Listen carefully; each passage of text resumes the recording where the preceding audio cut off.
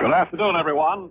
This is Jeff Davis welcoming you on the Home of Champions Network of the New York Yankees to baseball time from Fenway Park in Boston. Under cloudy skies, somewhat threatening, I'd say at this point. It might rain at almost any time, the way it looks now. We're about to play the Boston Red Sox, and, of course, the Yankees send your way all of the thrills of the play-by-play. Description by Mel Allen, voice of the Yankees, and his traveling sidekick, Phil Rizzuto. Yours truly along for the ride. Words here and there for Atlantic. P. Ballantyne and Son, the co-sponsor, brews the famous three-ring Ballantyne beer, the crisp refresher anytime. And now the largest selling beer in the East. In the first half of today's game, your hosts, Atlantic dealers everywhere, and the Atlantic Refining Company, bringing you sensational Atlantic Imperial gasoline, your car's power mate for 58. Atlantic keeps your car on the go. For business or pleasure in any kind of weather, Atlantic keeps your car on the go. When you want to go places and do things, what a pleasure your driving can be. For quality products and top-notch service, your Atlantic dealer is the man to see. Atlantic keeps your car on the go, go, go, go. Keep on the go with Atlantic. Yes, sir, the good old summertime is here. It's summery at Fenway in Boston as far as temperature's concerned. And we're hoping that we won't get a summer thunder shower before this game is over. Starting lineups are about set. Phil Rizzuto's over there taking the last of his scorecard. As he'll keep score, of course, as he describes the play. Engineer Pappy Durkin of Sports Network. Bill Velastro, looking tall and handsome and well-tanned. The golfer in our engineering crew in the Home of Champions Network. Well, now, let's see. Batting for the Yankees today, leading off and playing in right field, Hank Bauer. Batting second at shortstop, Tony Kubek. Batting third in center field, Mickey Mantle. Batting cleanup and catching, Yogi Berra. Batting fifth for KC, Gil McDougald at second base. Batting sixth in left field, young Norm Siebern. Batting seventh at third base, Jerry Lumpe. Batting eighth at first base will be Marv Throneberry. Muscaron still out, but available for pinch hitting duties. And pitching today and batting ninth will be Don Larsen. For the Boston Red Sox, Don Buddin, shortstop. Batting number one, Don Buddin, playing in the short field. Batting in the second slot will be second baseman Pete Runnels. Batting third, Ted Williams in left field. Batting cleanup, Frank Malzone, the third baseman. Batting number 5 in the order, right fielder Jackie Jensen. Batting sixth at first base, Dick Gernert. Batting seventh in center field, Jimmy Piersall. Batting eighth and catching, tall Sammy White. And batting ninth and pitching in another start against the Yankees, whom he finds so difficult to beat, will be Tom Brewer. And, of course, if Mr. Brewer has it, well, that's the way it'll be, a victory for him. If the Yankees get to his pitching service, delivery, well, it could be a victory. That's why the game is played, isn't it? Back at the plate, calling balls and strikes, will be Frank Malzone. Behind, at first base will be the senior umpire, still active in the American League, Bill Summers. At second base, Jim Honeychick. And at third base, Hank Bauer. Also in the broadcasting box, of course, Mel is quite a distance from us on the radio end. He's over in the television cameras for the metropolitan New York City audience. And NBC is here today. Leo DeRocher doing the play-by-play with his sidekick.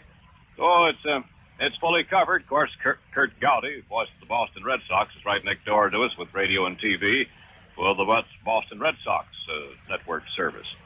So we're ready to look at the action. May I remind you again, Ballantyne and Atlantic bring you another game and another great season of Yankee play all over the Home of Champions Network. Our broadcast, by authority of the New York Yankees, intended solely for the private enjoyment of you, our listening audience.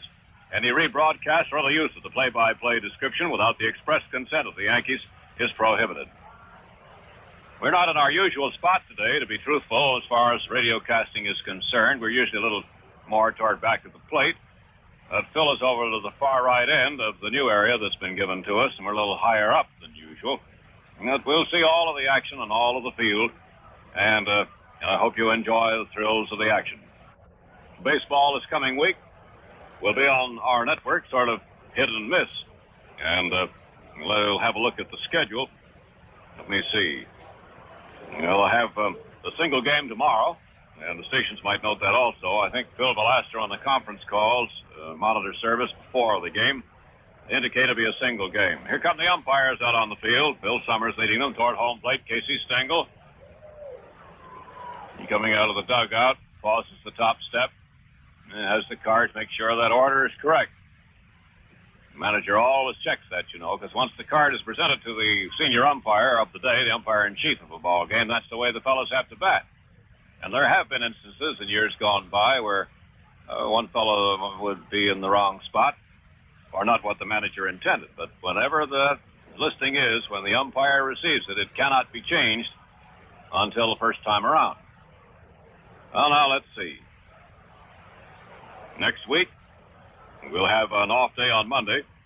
And on Tuesday, it will be a blank day on the network. Wednesday, Cleveland at Yankee Stadium. It'll be part of a lengthier homestand for the New York Yankees, the last homestand at the stadium against the Western ball clubs. Thursday night will be another open day because it's a night game against Chicago. Friday, we'll have a broadcast in the afternoon against the White Sox. So next Wednesday and next Friday afternoons, and then, of course, into next weekend. A week from today, Chicago, last ladies' day of the season.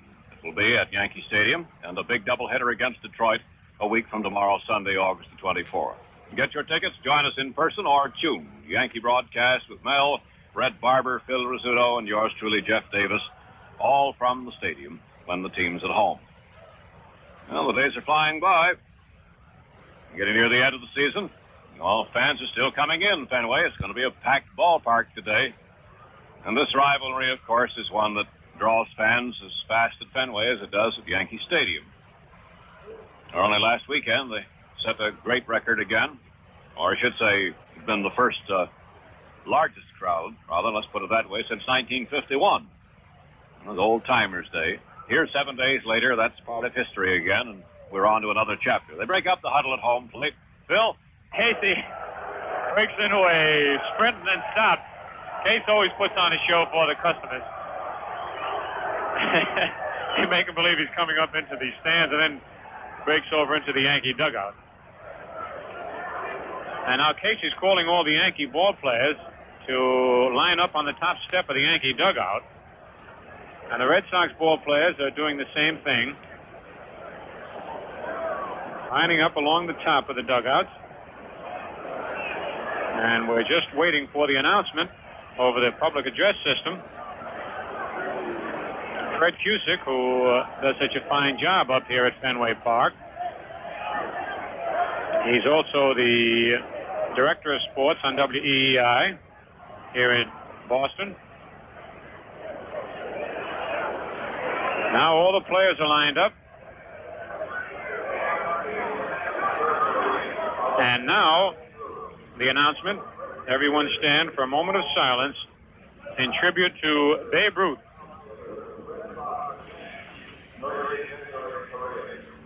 May we ask that you stand together with the present-day players of these two clubs in a moment of silent prayer in memory of Babe Ruth.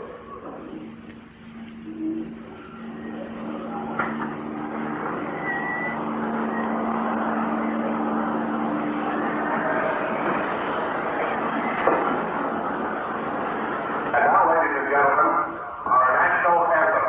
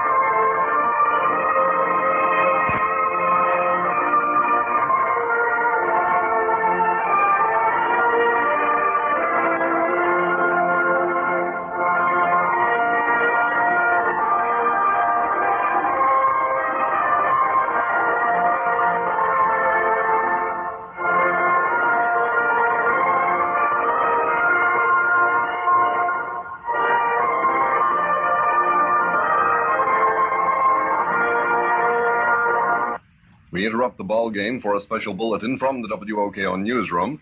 And now we go to special reporter Charles Murn on the scene. This is Charles Murn of the news staff of WOKO reporting from a scene of a fatal shooting here in Albany. A Mr. Carhart, estranged from his family, returned to the house to shoot his wife and son,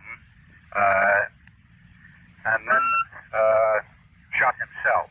It is believed that Mr. Carhart is dead, and the wife and son are in critical condition, or possibly may have died by now.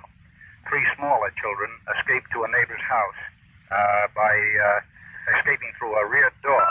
The children came running to a neighbor shouting, "Daddy just shot Mommy." The victims had been removed from the scene.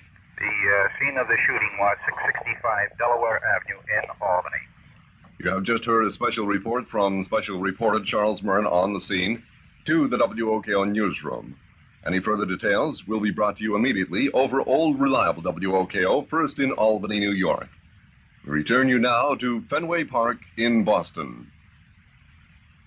Look in on the scene and see which club is victorious. Phil? Yet the times that I faced him and times that the Yankee players have faced him, they say that he has as sharp a curveball and as live a fastball as any other pitcher in the big leagues. It's just that certain pitchers don't do well against certain teams, no matter how hard they try, no matter how much stuff they have on the ball. Hank Bauer steps into the batter's box.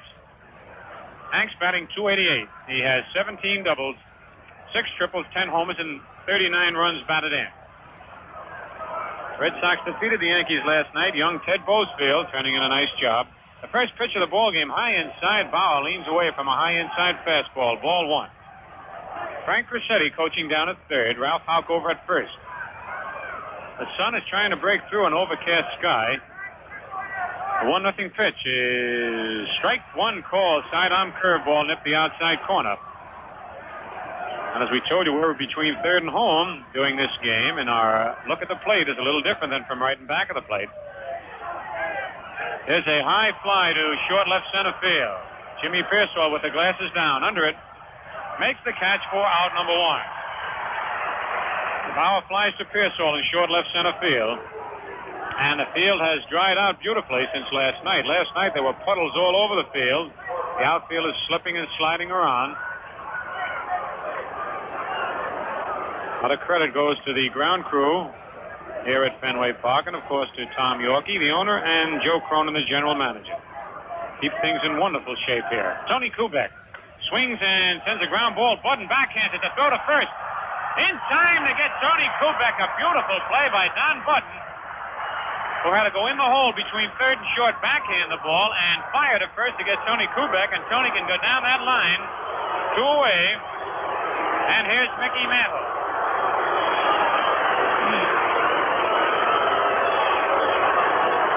Kubek went up there hitting .274. Mickey's batting .306. He has 16 doubles, no triples, 33 homers, and 72 runs batted in. On deck, Yogi Berra. The pitch to Mantle. Strike 1, he swings and misses. The crowd loves to get on Mickey up here. Just about any park.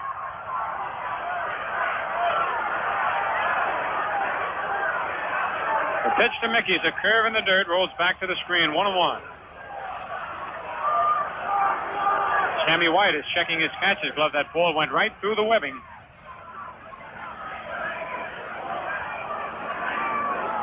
Sammy ties a couple of knots in it. Very dangerous, of course, especially with men on base. Should a ball go through the webbing. 1 ball, 1 strike, 2 out here on the top of the first, no score. The pitch is hit high in the air to left center field. Williams and Piersall over. They're both calling for it. Williams makes the catch as Piersall crosses in back of him in deep left center field. And for the Yankees in the top of the first inning, no runs, no hits, no Red Sox errors, and nobody left on base. The score at the end of 1/2 inning of play, the Yankees nothing and the Red Sox coming to bat. The way they'll summarize that, of course, 3 up, 3 down. Well, the big season for summer driving has been on for quite some days and weeks, and pretty soon the summer months will be at an end. But there are many more wonderful driving days still remaining. on into the pretty month of September, in which we say goodbye to summer and welcome the first of fall. But no matter whether you're driving distance on vacation or on a routine, regular trip for business, I'd like you to try Atlantic Imperial gasoline. You get the most from your driving. From Atlantic Imperial, it makes the moments back at the wheel of your automobile a genuine pleasure and a true economy. Because Atlantic Imperial gasoline is big in power, it's big in mileage and big in value. That's Imperial, today's best super-octane buy.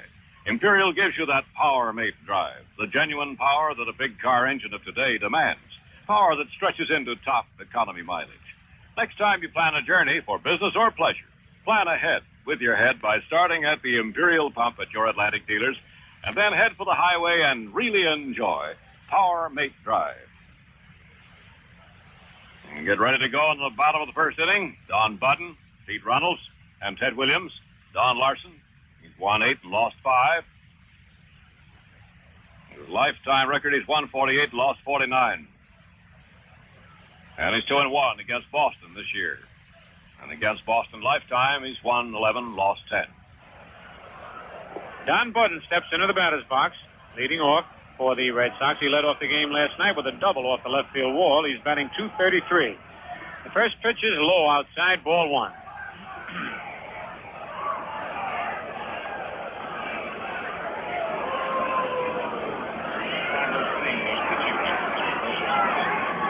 There's a foul off the mask of plate umpire Frank Umont. Frank straightens it out a little bit.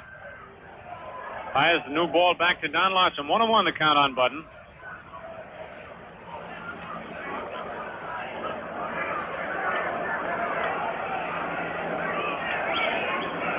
One ball, 1 strike to count on Don Buddin.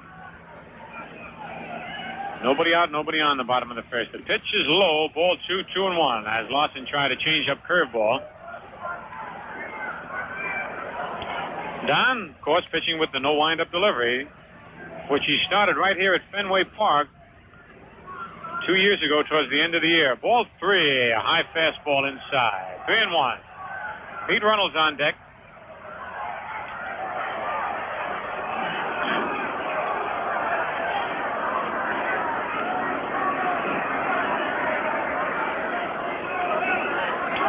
The 3-1 pitch. Strike 2 called. Buddin starts to get down to first base. Ball nipped the outside corner. Full count on Buddin. 3-2. Jack Burns coaching down at third. Del Baker over at first for the Bo Sox. Here's the payoff pitch. Ground ball. Fair ball. Ricocheting off that left field wall. Buddin around first and holds on. And then Buddin goes to second. He slides and he's in there with a beautiful hook slide. As Tony Kubek, in the act of picking up the ball in short left field, skidded about 6 feet. And when Buddin saw Kubek's feet go from under him, he continued to second after he had stopped halfway around.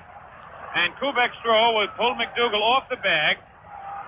And let's see what they credit Buddin with.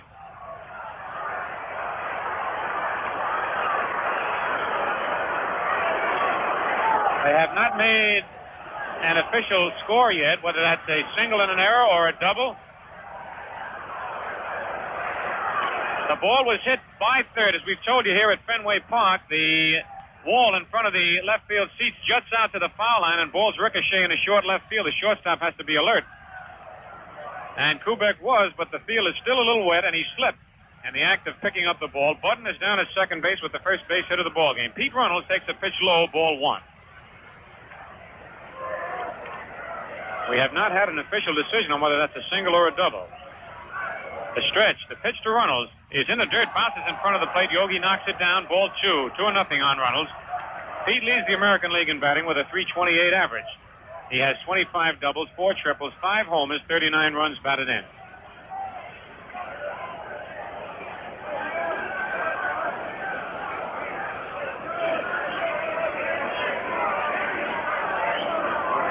Don Buddin leading off second base. Larsen stretches.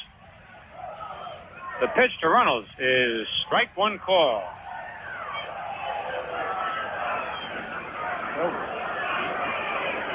And now they've decided to give Don Buddin a double because of the wet turf out here in Fenway Park. And it wouldn't be fair to charge Kubek with an error. The stretch by Larsen. The 2-1 pitch is hit on the ground to second base. McDougald up with it, fires to Throneberry for the out, but moving over to third, Don Buddin. He's in scoring position, and here comes Ted Williams.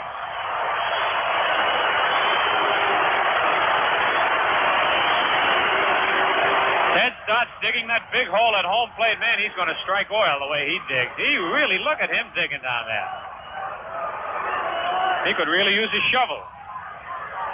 Plants that left foot firmly on the ground. A splendid splitter is hitting .312. He has 17 doubles, 2 triples, 20 homers, and 66 runs batted in. The infield playing way back. The first pitch is below the knees, ball 1. Yogi turns around, and Frank Umont follows Yogi out towards the pitcher's box. Yogi actually shows up an umpire. When he turns around and argues, there's no mistaking why Yogi is arguing. Some catchers can do it without turning their heads, but Yogi turns around, his shoulders sag. The pitch to Williams is low, ball 2, 2-0. We're in the bottom of the first inning, no score in the ball game, 1 away. Don Buddin down at third base. The count 2 balls, no strikes on Ted Williams. On deck, Frank Malzone. The infield playing back. They're going to give the run to the Red Sox should he hit a ground ball. There's a drive to left field. Siebern going back near the scoreboard and makes the catch, tagging up Don Buddin. Here he comes, and Buddin scores after the catch.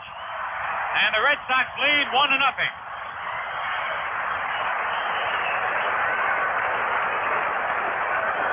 Norm Siebern, about 2 feet in front of the scoreboard out left field, made that catch. The wind is blowing in a little bit. If that ball had been hit last night with the wind blowing out, it would have been against the fence for extra bases.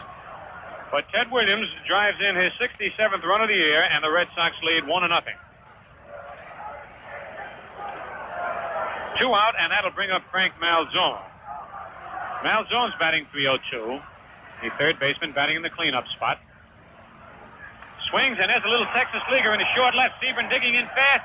And he drops the ball. He can't hold on to it. Malzone heading to second. Siebern throws lying flat on the ground. The ball not in time.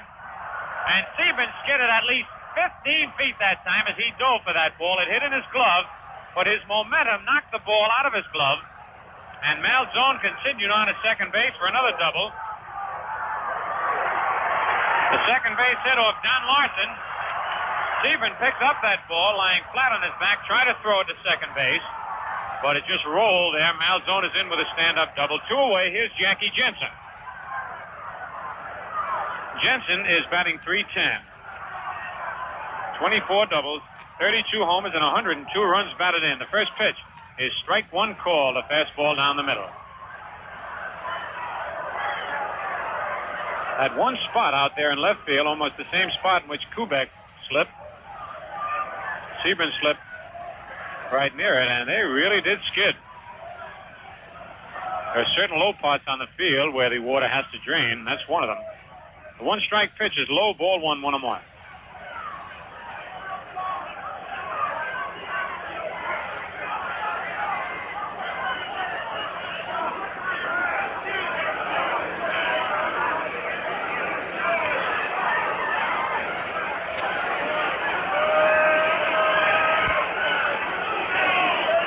Don Larsen into a stretch position. The 1-1 pitch is low outside, ball 2. 2-1 on Jackie Jensen. 1-0 in favor of the Red Sox. We're playing the bottom of the first. 2 out. Frank Malzone down at second base. For Malzone, that was his 24th double of the year.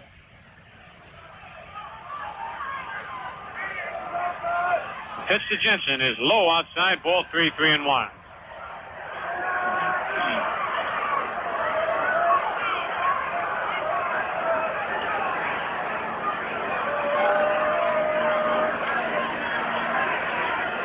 Three balls, 1 strike on Jackie.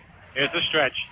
The pitch is popped in the air to short right field. Hank Bauer with the glasses down coming in under it and makes the catch for out number 3. So for the Red Sox in the bottom of the first, 1 run on 2 base hits. No Yankee errors. 1 man left on base. The score at the end of 1 full inning, the Red Sox 1 and the Yankees nothing. A look at the scoreboard in the American League. Washington at Baltimore tonight, Cleveland at Chicago tonight, Detroit at Kansas City. All night games. In the National League, Philadelphia at Milwaukee, Chicago at San Francisco, Pittsburgh at Cincinnati, all day games, and they all start later on. And they're the only games scheduled in the National League. So we have very little action to report. And as we told you, today marks the 10th anniversary of the day that the great Babe Ruth passed away. And everyone stood for a moment of silence in respect to the Bambino. And we were looking at some of his records that he's made, and some which will never be beaten. He has the highest slugging average for a year, 847. He has the most home runs for one season, 60. Most home runs lifetime, 714. Most runs scored in a season, 177. The most home runs for 1 month by a left-hand batter, 17. And the most bases on balls received, 170. He also has quite a few pitching records. He started his career here in Boston as a pitcher and has quite a few records. And we'll pass them along to you later on in the game. Right now, Yogi Berra stepping up to lead off for the Yankees. Here in the bottom of the second, the first pitch to Yogi is hit on the ground. Runnels over to his left, up with the ball. Flips to Gernert and it's one away. And Runnels was playing Berra perfectly in the hole, way over near first base. Yogi went up there batting .263. Here's Gil McDougald, the second baseman. McDougald batting an even .260. On deck, Norm Siebern. In last night's game, Casey Stengel had just 2 left-hand batters. Today he has 6 left-hand batters in the lineup. The pitch to Gil is low outside, ball 1. The only right-hand batters are Bauer, McDougald, and Larsen. 1-0 pitch to McDougald is pop foul in back of the Red Sox dugout, going out of play. Ricochets off the Skyview seats back down into the lower seats. The Skyview seats here at Fenway are situated on the roof. They have 2 rows of them running from in back of first base to around here in back of third base down the left field line. Beautiful seats to watch a ball game. Tom Brewer into the windup. 1-1 pitch to Gil is hit on the ground to third. Malzone, it can't get it. Right underneath his glove. He was there, but the ball scooted underneath his glove. It's a base hit for McDougald. And you very seldom see that happen. As the first base hit of the ball game for the Yankees. Malzone picks up some dirt, throws it on the ground. He knows that he could have had that ball. He made a play last night to end the ball game on Mantle, a much tougher play. But this one, he just didn't get the glove down on the ground. So McDougald's on at first with the Yankees' first hit. Here's Norm Siebern, the left fielder. Siebern's batting .306. Gernert holding first against McDougald. The stretch, the pitch to Siebern is strike 1 call, a fastball on the outside corner. Jerry Lumpe is on deck.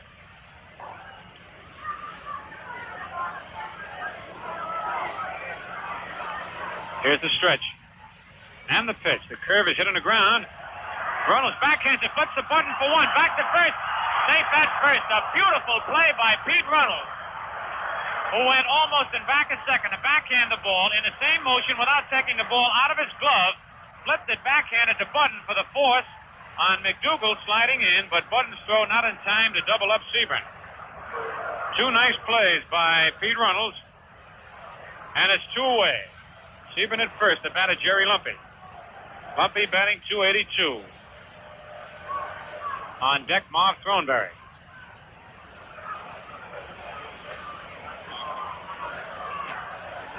First pitch to Lumpe is foul to the right of the plate and over towards the Red Sox dugout. Strike 1.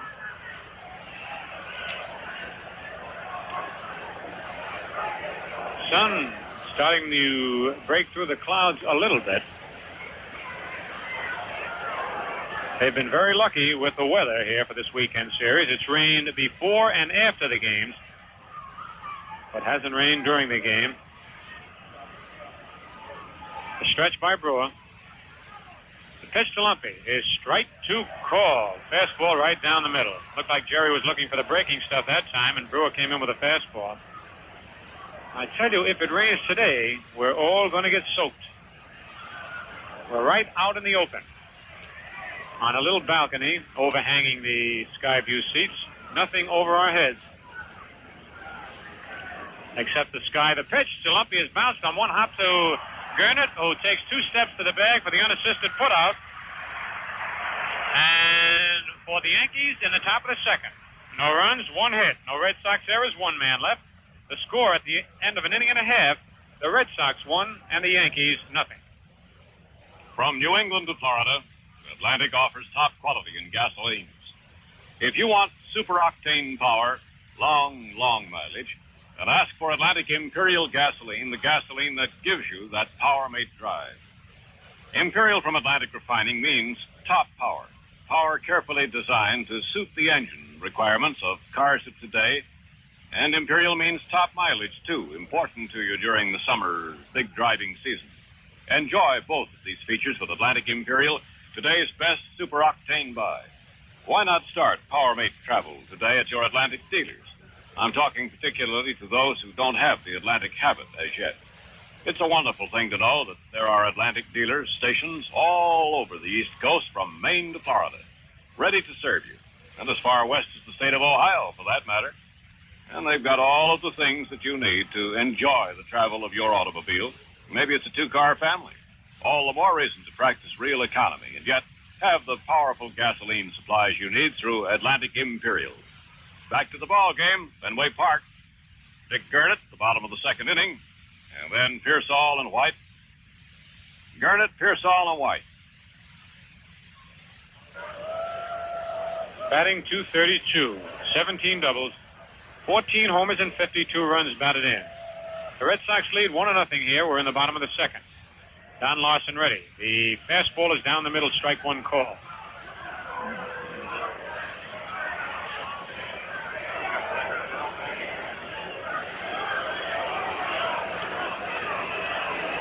Fastball is high. Ball 1-1-1.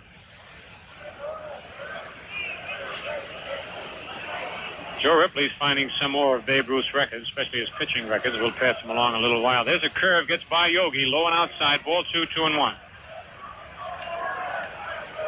Babe Ruth's lifetime pitching record, he won 92 and lost 44. His earned run record, 2.24.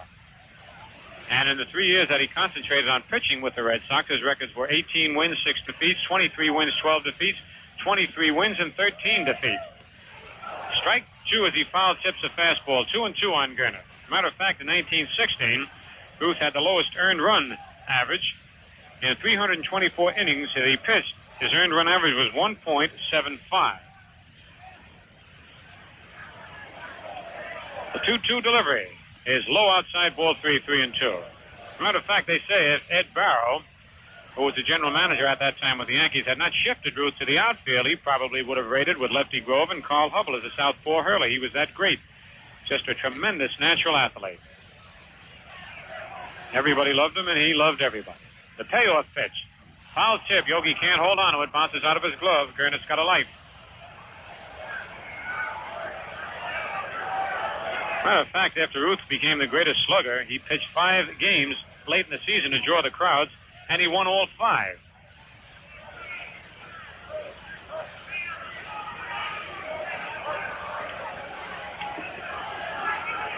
The 3-2 pitch is popped in the air. And back at third, Lumpe calling for it. Then Kubek says he'll try for it, and foul territory makes the catch. 1 away here in the bottom of the second. And the batter, Jimmy Piersall. Piersall's batting .244. 11 doubles, 3 triples, 8 homers, 39 runs batted in.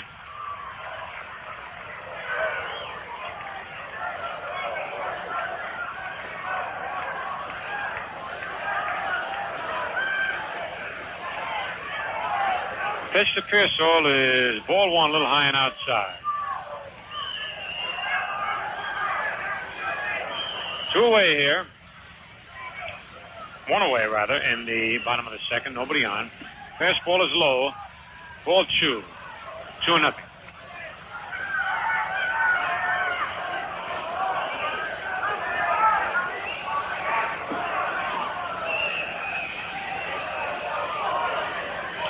The 2-0 pitch is lined out in the right center field and in there for a base hit. Bauer over to his right, up with the ball. Piersall around first and holds on as Bauer's throw comes into second base. A long single by Jimmy Piersall, a right center field. Hit number 3 off Don Larsen, and here's Sammy White, the catcher. White's batting .251. Has 12 doubles, 3 triples, 3 homers, and 25 runs batted in.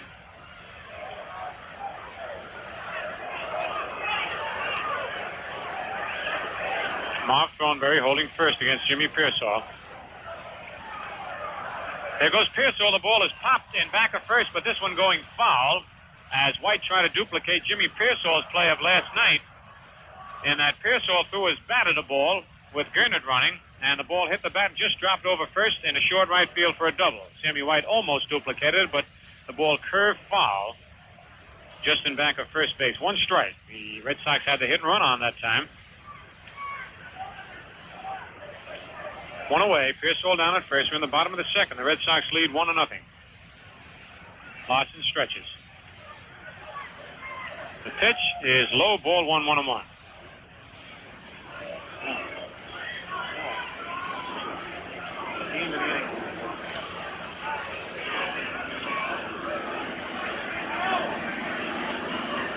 Sammy White, who has really changed his stance, asks for time as Larsen gets set to pitch. Something blue in his eye.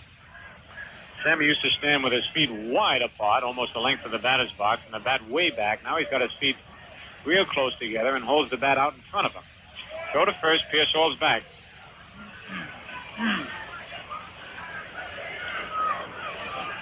1 out.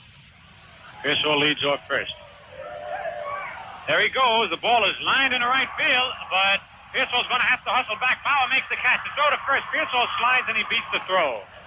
Jimmy was all the way down to second base, and White hit the ball hard out where he was supposed to, the opposite field, but a little too far. Bauer made the catch, and Jimmy had to slide back into first ahead of Hank's 1-hop throw into the bag. 2 out.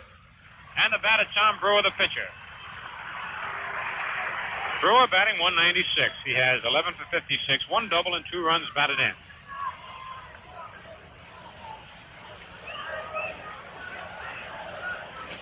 And now let's pause for station identification.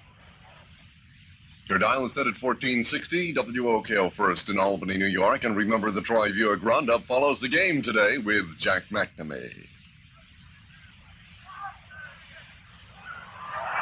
First pitch is outside, a throw down to first base, and Piersall has to slide back in. He's in there, though. Jimmy's taking a big lay down there. He's trying to bother Larsen, and he can. And at the Yankee Stadium, he really bothered Ryan Duran, running up and down the third base line, throwing dirt up in the air and yelling. Look at Jimmy dancing back and forth there. The pitch is low, ball 2, 2-0. And a fella dancing off first base or off any base can bother a pitcher. Jackie Robinson really used to bother the pitchers. He would take just about the biggest lead of anyone I know of first and be able to get back. The stretch.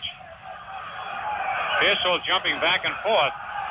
And just as Larsen's ready to deliver, Tom Brewer stepped out of the box. So Piersall bothered the pitcher, but it was his own pitcher who was at bat, Tom Brewer. Brewer got tired of waiting there and asked for time.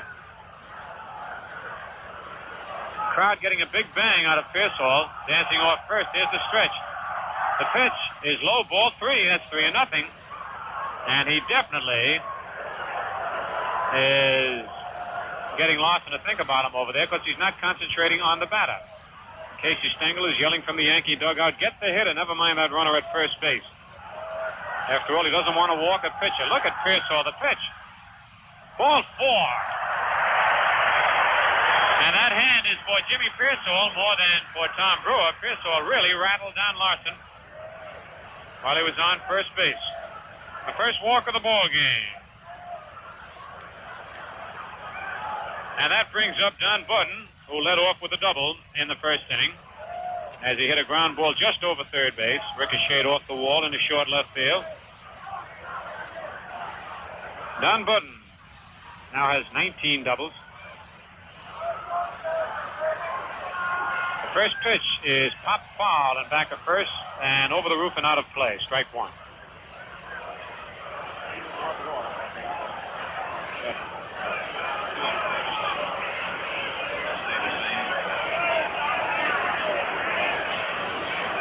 Buddin, a right-hand hitting shortstop, digging in. Here's the stretch by Larsen. Curve is hit. Oh, a beautiful play by Jerry Lumpe. A line drive that Lumpe had a lunge to his left for, leap up in the air at the same time, and just did glove. And as Piersall went by, he threw his hands up in the air. A nice play by Lumpe, taking a base hit away from Don Buddin. For the Red Sox, in the bottom of the second, no runs, one hit. No Yankee errors, 2 men left on base. The score at the end of 2 full innings. The Red Sox won, and the Yankees nothing. If you drive a car, here's one worry off your shoulders. New Atlantic Safety Service lubrication. Thorough lubrication, plus at no extra cost to check with the battery, tires, radiator, fan belt, and windshield wipers.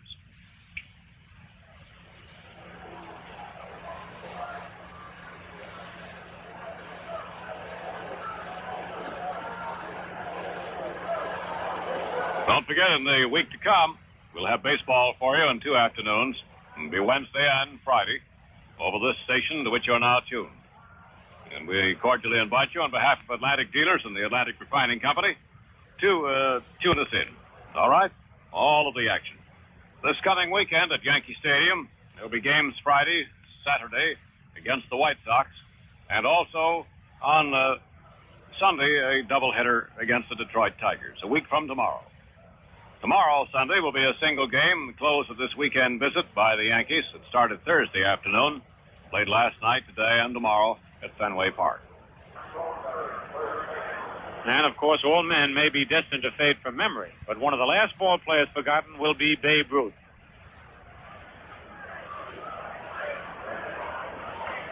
Marv Throneberry steps into the batter's box as we get ready to go here in the top of the third.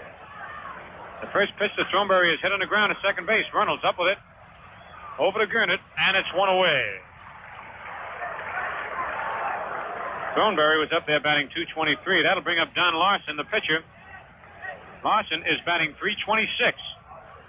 He's 14 for 43, has 1 double, 3 homers, and 12 runs batted in. 1-0 in favor of the Red Sox are in the top of the third with 1 out, nobody on.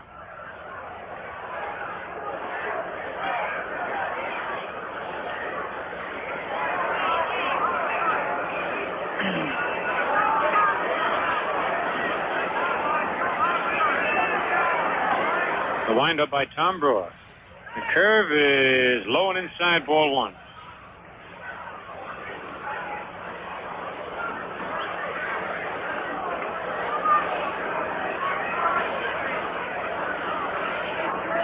Here's the 1-0 delivery. A drive to left center field. Piersall going back under it and makes the catch. And Jimmy is stepping gingerly over what must be a puddle there. It must be. There's Jimmy kicking his spike, getting the water off him.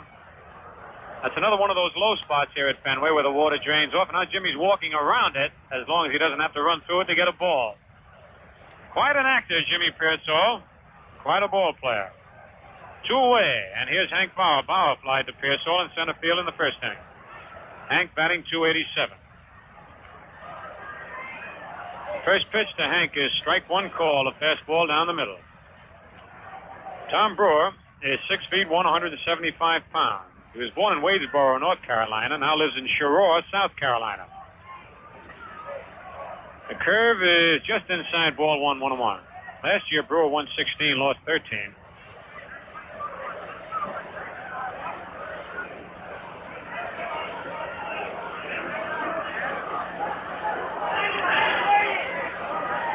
Pitch to Hank is hit on the ground.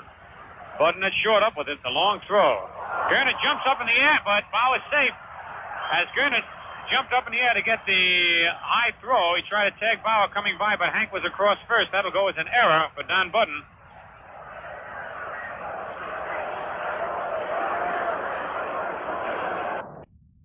Yeah, that's it. You wouldn't know that one. Here's Tony Kubek. Kubek bounced out short to first in the first inning. Takes a curve low, ball 1.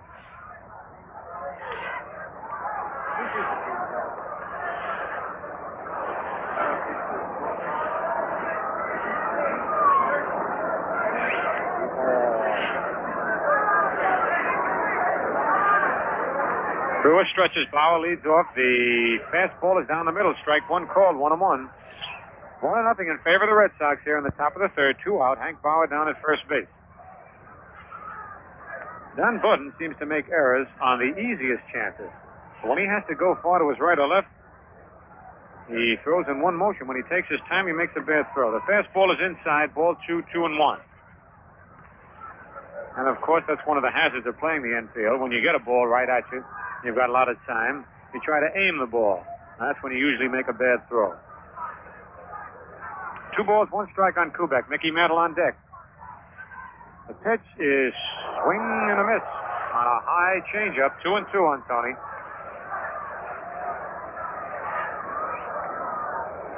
Kubek batting .274, has 17 doubles, 1 homer, and 35 runs batted in.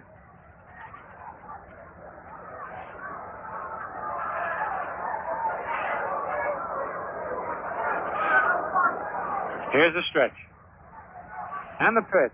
Foul at the plate. Count holds at 2-2.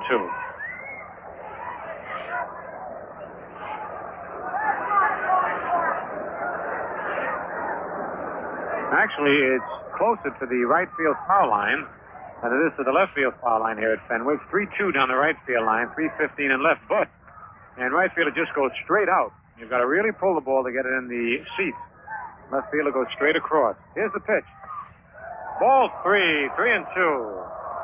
The fans moaning because Sammy White caught that ball, pulled it down a little bit. Sammy's one of the best in the business for a catcher pulling the ball. After they catch it, they pull it real quick over the plate.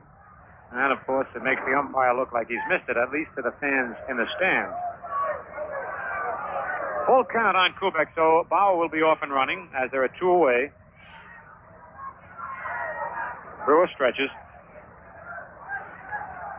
There goes Bauer. The pitch is popped in the air and back at third. Malzone digging back, but that ball's going back into the seats and out of play. Count holds at 3-2.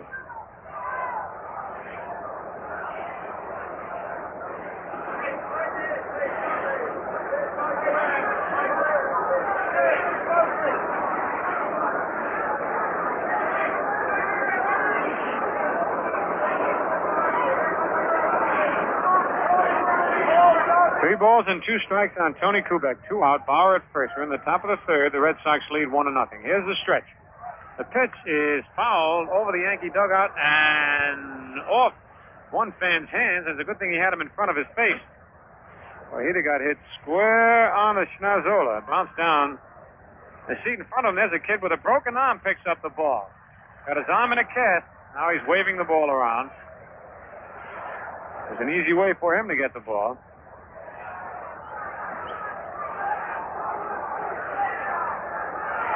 Three balls, 2 strikes on Kubek. The pitch is outside, low, ball 4.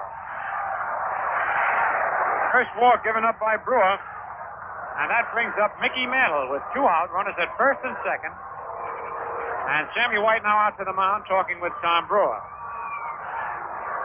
Brewer worked a little too careful on Tony Kubek and lost him with a 3-2 count after Tony fouled off 2 pitches, and now he's got Mickey Mantle to worry about. Mick flied out to left field in the first inning, batting .305.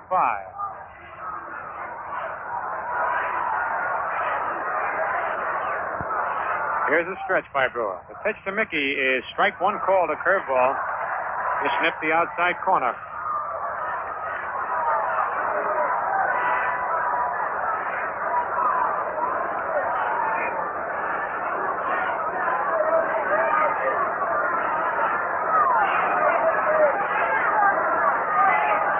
Brewer checks the sign from Sammy White. The stretch, the runners lead away. The pitch is strike 2 as he tried to check his swing, but the momentum of his swing carried his bat across home plate. 0-2 on Mantle. Mickey really fooled on that pitch.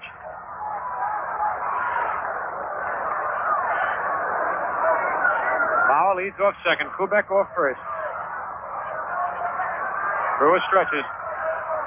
The pitch to Mickey is just outside, ball 1.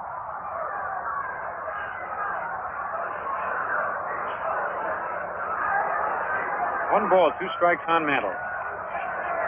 Always a lot of excitement generated up here in Fenway Park when the Yankees meet the Red Sox. No matter what the score, no matter how much of a lead the Yankees have on them. Here's the stretch. The pitch. High. Bauer had a big lead at second base, but he didn't go. Buddin's playing in the hole. And Runnels playing deep at second base. Nobody bothering Bauer. 2-2 on Mickey. 2 out. 2 on. 1-0 in favor of the Red Sox here in the top of the third.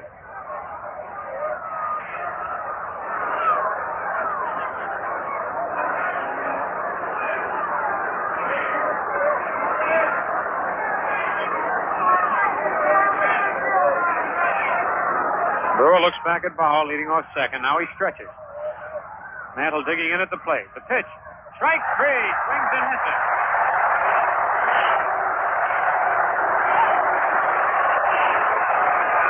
So for the Yankees, in the top of the third, no runs, no hits, 1 Red Sox error, and 2 men left on base. The score at the end of 2.5 innings of play, the Red Sox won, and the Yankees nothing.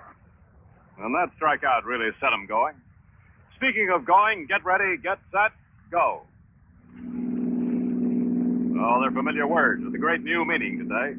Get ready with Atlantic Imperial gasoline. Get set for that power-made travel.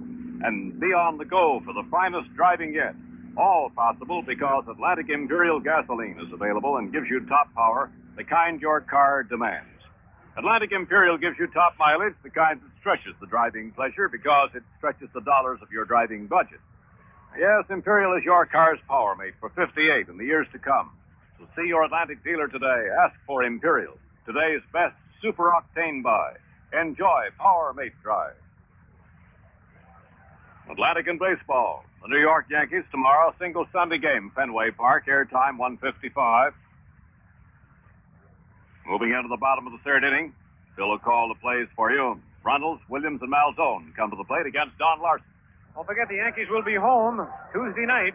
The Western clubs start their invasion at Yankee Stadium. And the Cleveland Indians will lead the Western clubs into the Yankee Stadium. With a night game Tuesday, a day game Wednesday. The White Sox come in for a night game Thursday, a day game Friday and Saturday. And Saturday is Ladies' Day. That's the 23rd of August. Followed by a doubleheader with the Tigers, and then the Kansas City A's close out the Western invasion. Pete Runnels, who bounced out second to first, leading off for the Red Sox here in the bottom of the third. They lead 1-0. Pete's batting .328. Fastball is bunted foul to the left of the plate. Strike 1, 1-1. Runnels tried to catch Lumpe, laying back at third, but fouled the bunt off. 1 ball, 1 strike. Nobody out and nobody on. Ted Williams is on deck. Larsen ready on the mound with his no wind-up delivery. Here's the pitch. High outside, ball 2, 2-1.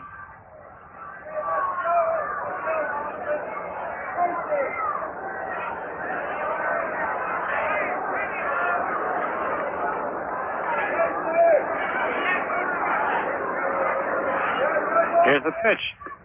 Outside. Ball 3, 3-1. Ted Williams on deck swinging the weighted bat in his own batter around. I tell you, that weighted bat is heavy, but he swings both those bats like a toothpick. There's the pitch. Strike 2 call. Full count on Pete Runnels. Runnels is a lot like Williams in his stance in that he doesn't move. He just bends his head back to allow the catcher to throw the ball back to the pitcher. Here's the pitch. High outside, ball 4. He lost him. Second walk given up by Don Larsen, and here comes Ted Williams. Williams hit a long sacrifice fly to left field in the first inning, driving in the only run of the ball game for the Red Sox, and the only run of the ball game for both teams. Ted remains at .312, his batting average. Throneberry is holding first against Runnels. McDougald in the hole between first and second. The pitch is low outside, ball 1.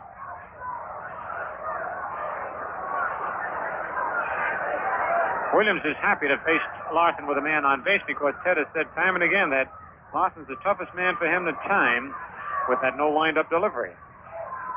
But with a man on base, of course, he can get his timing.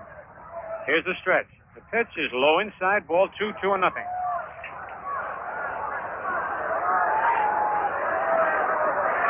Yogi calls time, shaking his head, talking to plate umpire Frank Umont.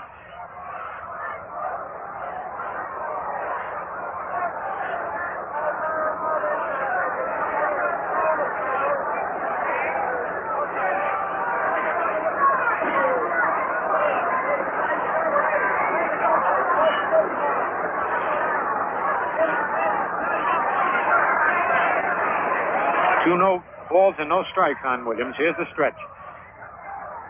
The pitch is strike one call. Fastball on the outside corner.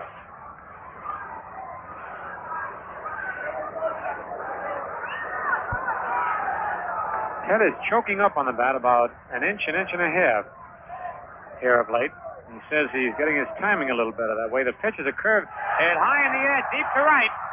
Bauer going back, and makes the catch right against the low right field wall. Runnels tags up and easily goes into second base.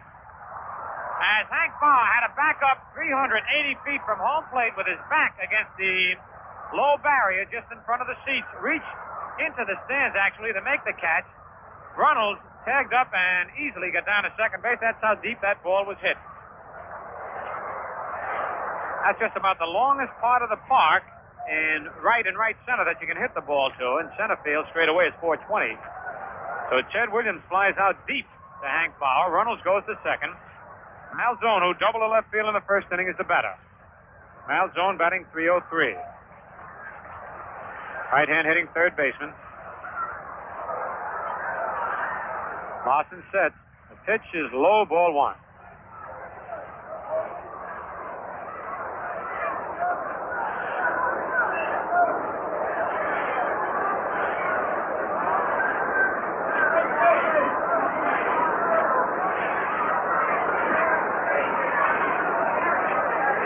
Slow curve is line foul, back over the roof and out of play down the left field line.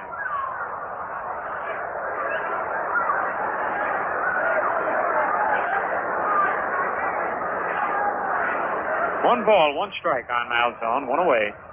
The Red Sox lead 1-0. We're in the bottom of the third inning.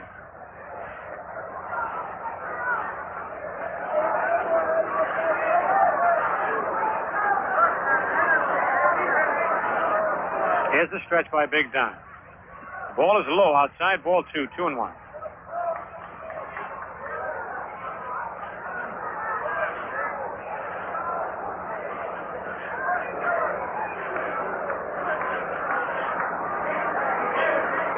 Runnels with a short lead off second.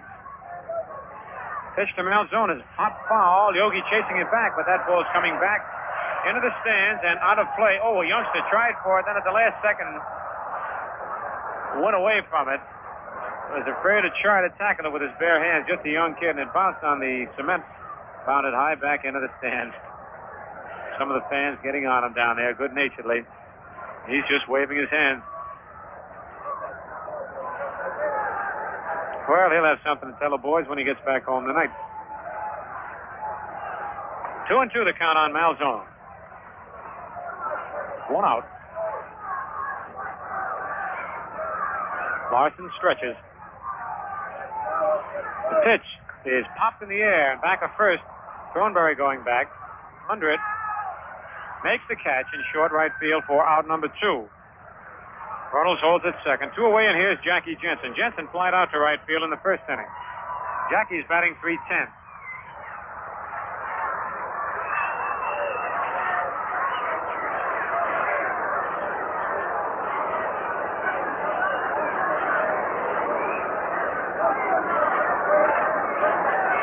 Jensen digs in with that right foot. It's a solid toe hold. His left foot is pointed out towards the pitcher. The pitch is popped in the air. Back of the pitcher's box. Kubek and McDougald flip the glasses down. Now Kubek calls for it. Makes the catch right by the pitcher's box for out number 3. So for the Red Sox in the tie bottom of the third, no runs, no hits, no Yankee errors, 1 man left on base. The score at the end of 3 full innings, The Red Sox 1 and the Yankees nothing. Fans, this Sunday at Yankee Stadium will mark the return of the colorful Detroit Clowns, who will meet the champion Kansas City Monarchs in a Negro American League doubleheader at 2 p.m. And returning to the stadium with the Clowns will be the fabulous Goose Tatum and the equally noted Sweetwater Clifton. And it should be a big afternoon on Sunday. And don't forget, too, fans, for your ticket shopping convenience, the Yankee Stadium Advance Ticket Office on East 157th Street will be open all day tomorrow, that's Sunday, from 9 a.m. to 5 p.m.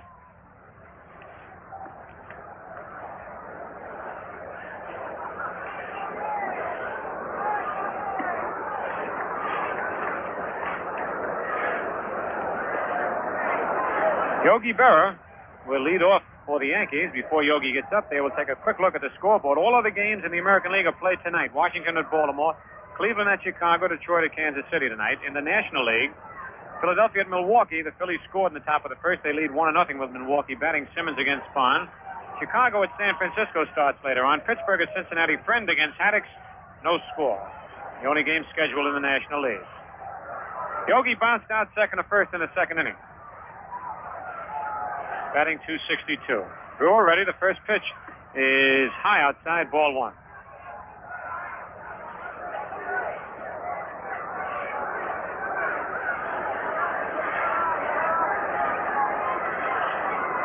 The windup. And the pitch to Yogi is popped foul over the roof and out of play. 1-1 the count. Got a little chilly up here in the radio booth.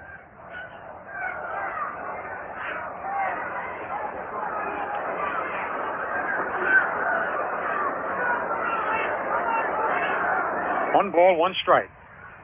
Brewer ready. The curveball is lined in left field, way back there, way back, and off the wall. Williams plays it on two hops, but Yogi is in at second with a double. That ball looked like it might go all the way for a home run, but hit on the top of the fence, and Yogi is in second base with a double. Hit number 2 of Tom Brewer as Yogi went to the opposite field. For Yogi, that was his 13th double of the year. And it'll bring up Gil McDougald.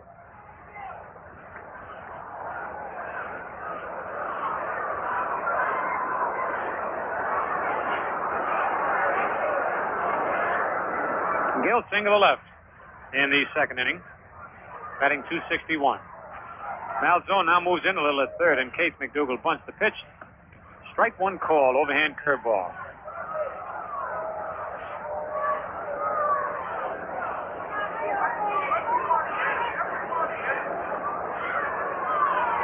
Norm Siebern is on deck.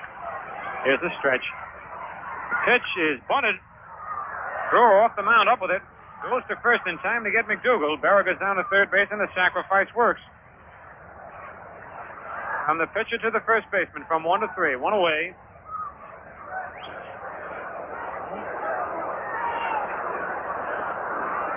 Here's Norm Siebern. Siebern hit into a force play in the second inning. Batting .305.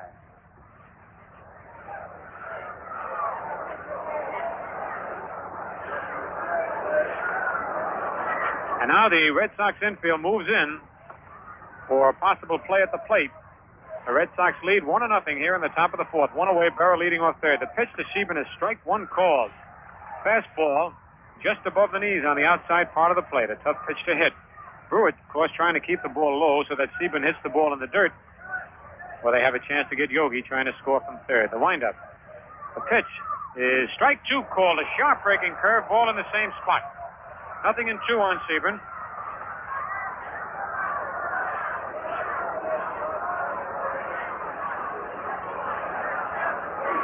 Jerry Lumpe is on deck.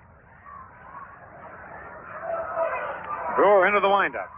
The pitch is a curve. He checks it. No swing. Fans thought he had swung, but he started to swing, checked it, and pulled his body away. And that was really a sharp breaking curve. That one broke below the knees. 1 ball, 2 strikes. Brewer put a little extra on that curveball. Really broke it off. Of course, that's the mark of a real good pitcher, when he's got that little extra to fall back on when he's in a jam. All right, the 1 ball, 2 strike pitch. Another curve. He's strike 3 swinging. Man, he pitched Siebern perfectly. Everything down low around the knees.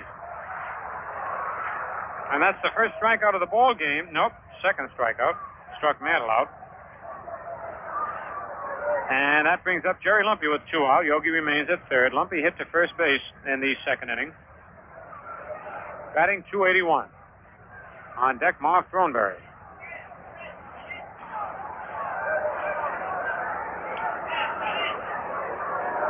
Here's the first pitch to Lumpe. Strike one. He foul tips it back into the glove of Sammy White. Another curve in that same spot. Oh, just think of a pitcher could put it there all the time. Low and outside, yet it's still a strike and a tough place to hit the ball.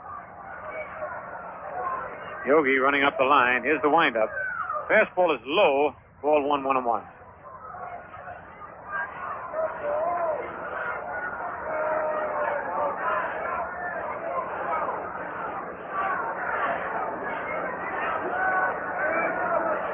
One ball, 1 strike, 2 out. Here in the top of the fourth, the Red Sox lead 1-0. The pitch to Lumpe is foul off his right foot. Oh, man, that hurt. Brewer off the mound fielded the ball. Didn't realize it had hit Jerry off his right foot. Now Jerry is really limping. Reaches down with his left hand to touch his foot.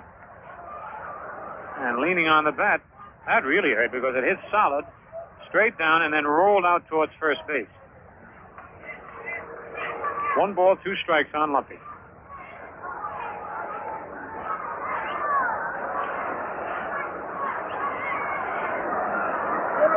Lumpe's having trouble standing still. That's when it hurts. Keep moving that foot around. Doesn't feel too bad.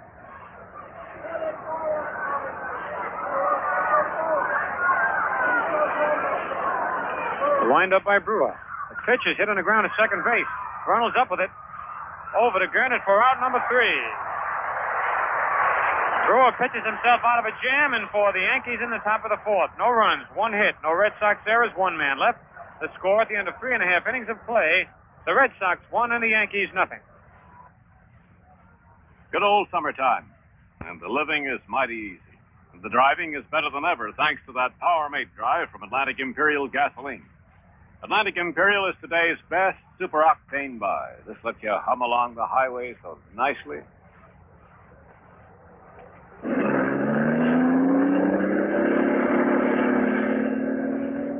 That's right, Atlantic Imperial. It gives you that gasoline superpower a big modern car engine requires, demands, needs, any other word to that effect. You get the added budget benefits of top economy mileage so that you can go more and do more and enjoy every mile. So, won't you get that Power Mate travel? Yes, get the most out of summer driving and on into the days of autumn, too. Wherever you travel, any season of the year, start your journey with Imperial from the Imperial Gasoline Pump at your nearby Atlantic dealers. Lots of Atlantic stations around Boston. Well, they're as well known as Fenway Park. You can bet on that. And lots of people count the Atlantic station not far from home or place of business as the base department store for good motoring every time out. Let's pause 10 seconds for station call time on the Yankees Home of Champions Network. All Yankee baseball games are brought to you by Valentine Beer and Ale and Atlantic Gasoline Companies exclusively in the Capital District over WOKO 1460 First in Albany, New York. That's into the batter's box. We've got ourselves a red-hot pitching duel here at Fenway Park in Boston between Don Larsen and Tom Brewer. The Red Sox lead 1-0. We're playing the bottom of the fourth. Dick Gernert, who popped to shortstop in the second inning, the batter.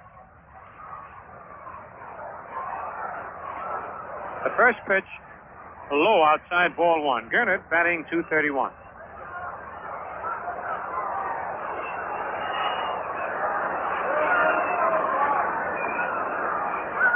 Curve is low outside, ball 2, 2-0.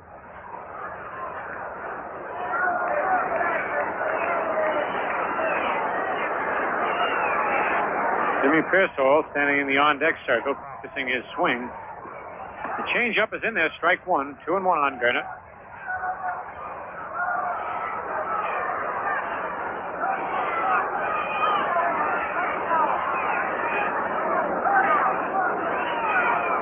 Another curve is over. Change-up curve, strike 2, 2-2 on Dick Gernert. Leading off here in the bottom of the fourth.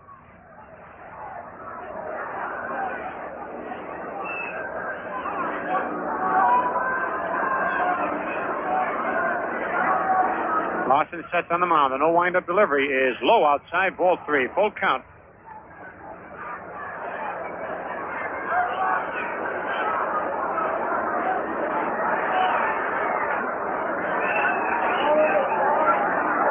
The payoff pitch is lined over Lumpy's head. Fair ball down the left field line.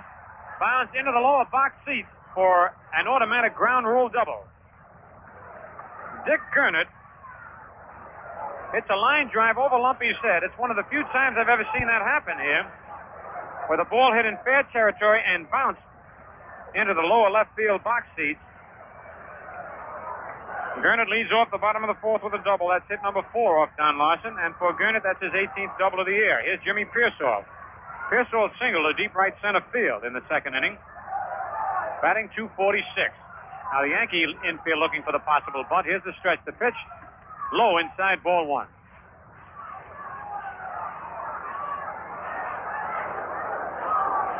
Must be a north wind blowing here up in the Bean Town. Sure getting chilly. Here's the stretch. Pitch to Jimmy is strike 1 as he just tried to punch that ball over Marv Throneberry's head. Just enough to advance Gernert to third base and maybe get himself a little base hit. He did it last night. 1-1 on Jimmy. Larsen stretches. Kubek holding Gernert close to second. The pitch, Piersall pushes a bunt. Larsen up with it, and the runner does not advance. The throw to first is in time. Dick Gernert did not go to third base. And I don't know whether Piersall realizes that Gernert didn't go to third.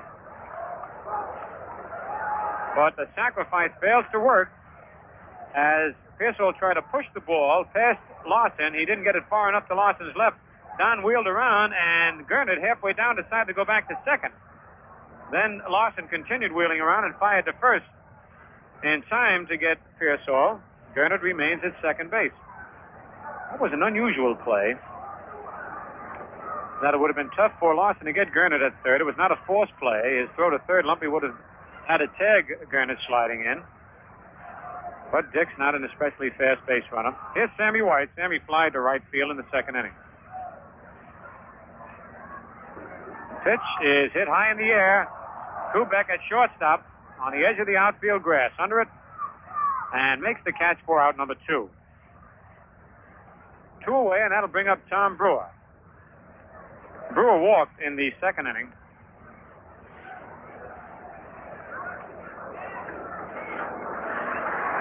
Batting .196. Tom gets a nice hand.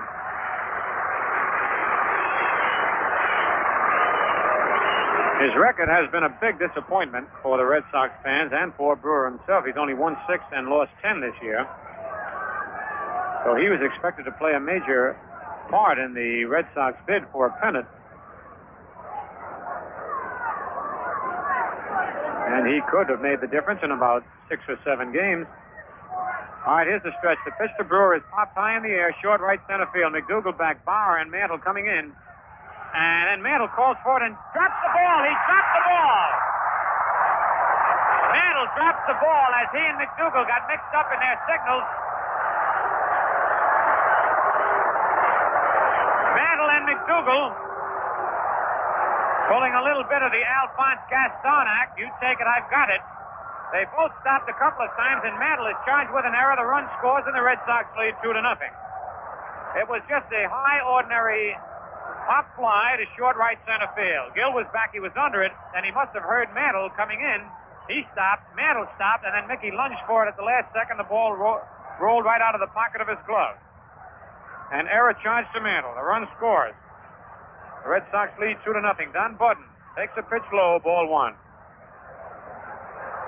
All those things can happen so easily out there.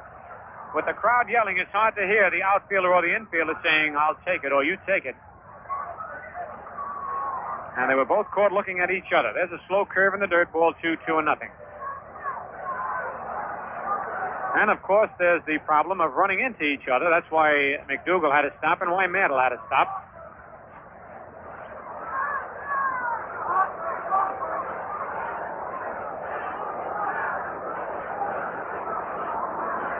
Most of the fellas don't want to get injured now. World Series time is drawing clear. Curve is low outside. Ball 3, 3-0. That run will be unearned.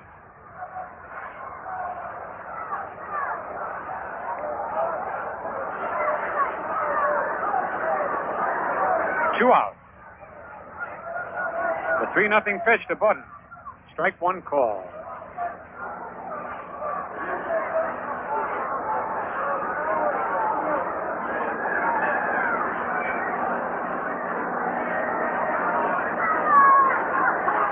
Here's the stretch.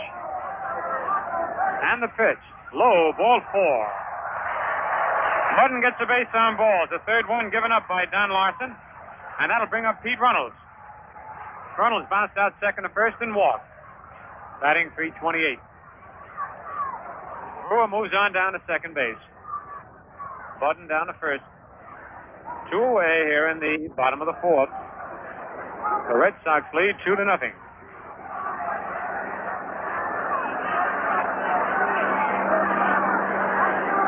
Pitch to Runnels is popped foul to our left and out of play. Over the roof.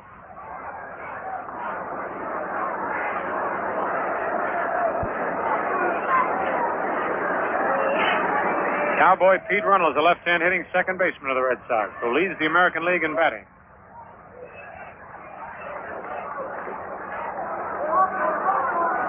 Here's the stretch. And the pitch. Just outside, ball 1-1-1.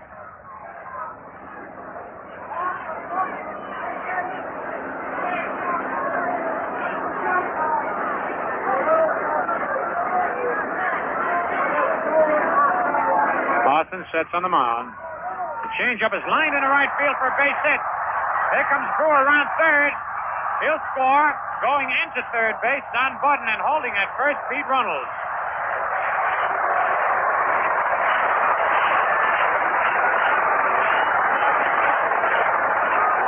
An RBI for Runnels, and the Red Sox lead 3-0 with Ted Williams coming to bat.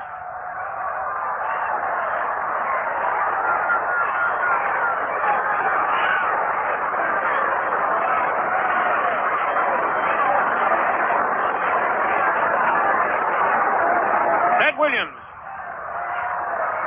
hit a sacrifice fly in the first inning and flied out deep to right field in the third. 0 for 1. He swings a high fly to the infield. McDougald coming in, Throneberry coming in, and McDougald makes the catch. At the last second, Throneberry stops. So for the Red Sox in the bottom of the fourth, 2 runs on 2 base hits, 1 Yankee error, 2 men left on base. The score at the end of 4 full innings, the Red Sox 3 and the Yankees nothing.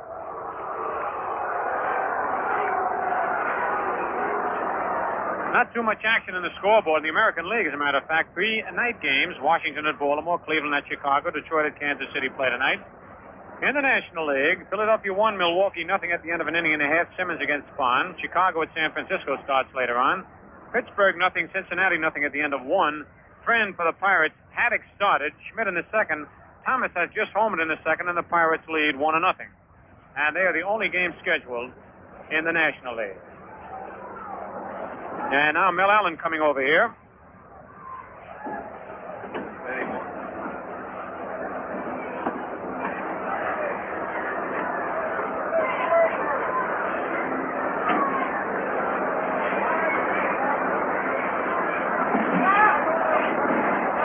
Hello there, everybody. Your host, Ballantine Beer, the largest selling beer in the East. Enjoy a glass of Ballantine right along with the game. Icily light, smooth, and delicious. Man, but it's good. 3-0 in favor of the Red Sox as we go to the first half of the 5th inning. Marv Throneberry hitting 8th in the order will be followed by Larsen, and then leadoff man Hank Bauer. Throneberry batting .221.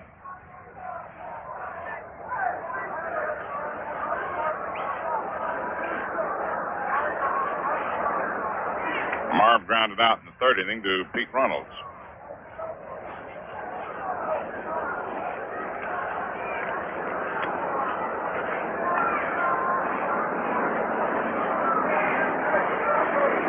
Tom Brewer goes to the windup. Around comes the right arm. The pitch. High, ball one.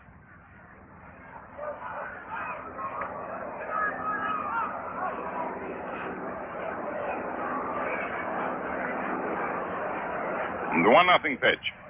Swung on, little roller, hit to Gernert. He tosses to Brewer, covering, one away. Now Don Larsen. Batting .318. Flied to center field in the third.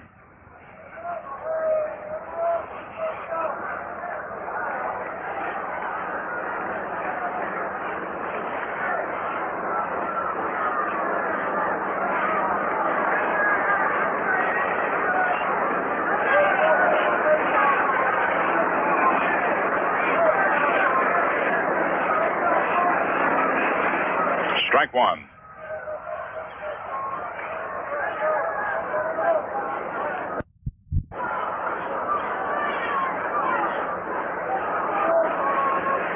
Brewer's next pitch is low outside, ball one, 1-1.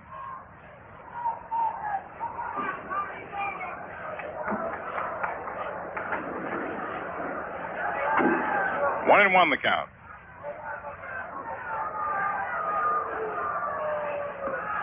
Next pitch is low, ball two, 2-1.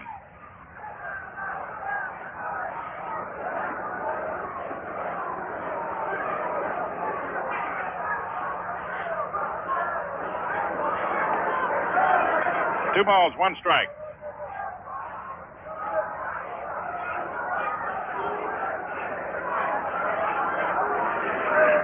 Next pitch, swung on, foul back out of play. A 2-2 count on Don Larsen.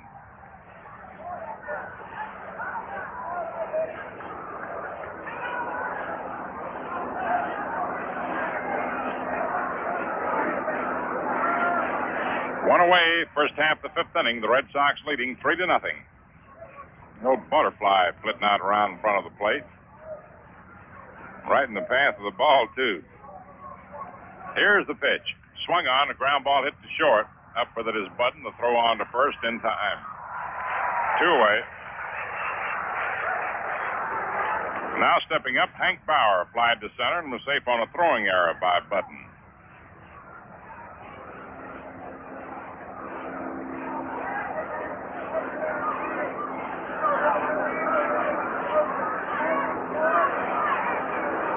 Outfield around to the left. Infield deployed well around toward third. Now the pitch to Hank. Swung on. Foul ball hit to Cressetti. Coaching at third. Strike one.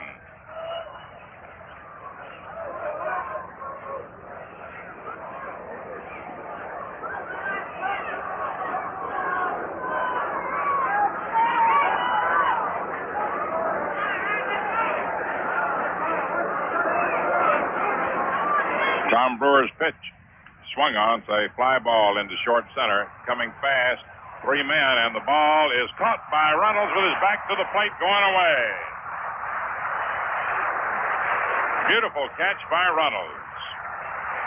No runs, no hits, no errors, no one left on. And at the end of 4.5 innings of play, the score, the Red Sox 3, the Yankees nothing. Say, mister, you want a beer that looks lively golden and crystally clear, that tastes icily light, smooth and delicious as can be? Well, sir, just pour yourself a tall, foaming glassful of the crisp refresher, Ballantine beer. Ballantine beer is icily light and as refreshing as a plunge into a pool on a hot summer day. No wonder they call it the crisp refresher. You just get yourself a tall, foaming glass of Ballantine beer right now. Lift it to your lips, take a deep, delicious swallow, and, man, now you know Ballantine beer is really the crisp refresher. And remember this, Ballantine's now the largest selling beer in the East. Most folks know that when it comes to checking around. You just find out that that's the truth. For honest-to-goodness refreshment, Ballantine can't be beaten. So you just make that three-ring sign and ask the man for Ballantine. Ballantine beer, the crisp refresher. It's the last half of the fifth inning. Frank Malzone coming up with Jensen on deck and Gernert to follow. Malzone hitting .302. Double to left and pop to first. Don Larsen ready to work. And the pitch to Malzone. Ball one.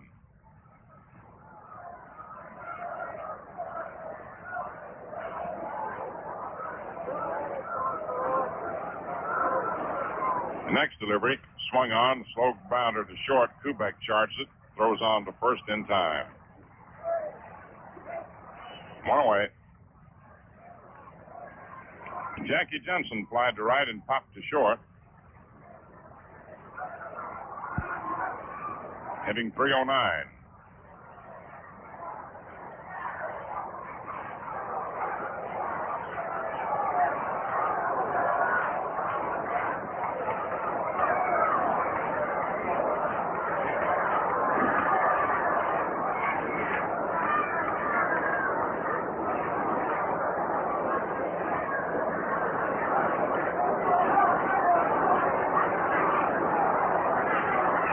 The pitch is high, ball one.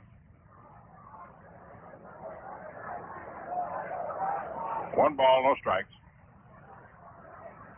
And the next delivery, swung on, lined out into left center for a base hit. Mantle takes it on the second hop, throws on into Kubek. And Jensen rips a line single to center. Here's Dick Gernert, fouled out to Kubek and double to left. Batting .233. 3-0 Boston. Fifth inning.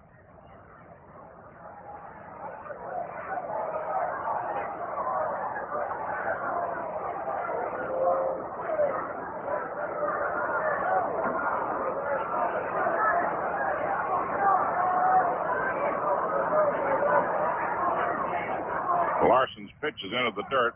Yogi blocks it, kicks it out in front of the plate, no advance.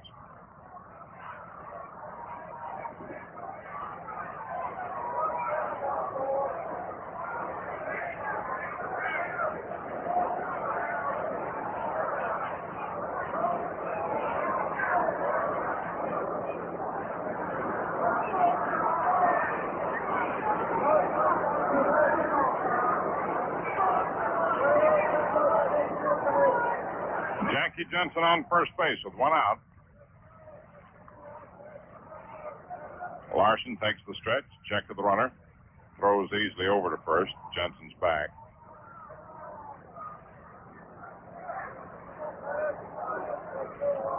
Don ready. And the pitch. Over the outside corner for a called strike. 1-1.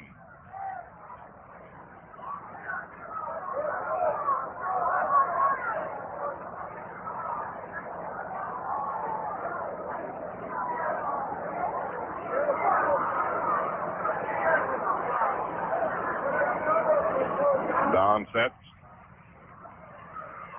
And the pitch swung on. There's a drive to deep left. That ball is gone up into the screen for a home run.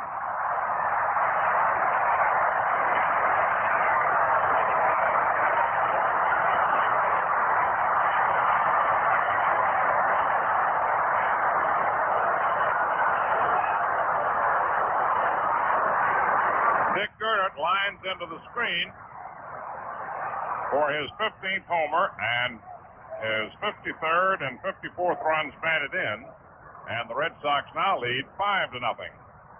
Here's Jimmy Piersall, who singled to center and was out on a bunt.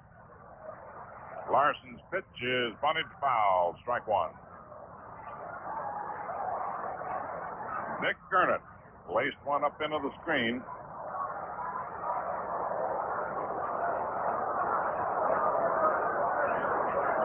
5-0 favor Boston. 7 hits off Larsen. Next pitch is inside, and the count is 1-1.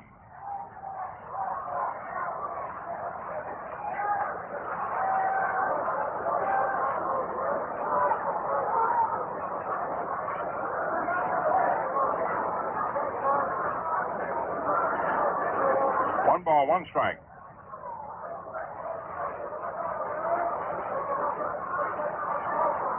Next delivery, swung on, a bouncer to Lumpe.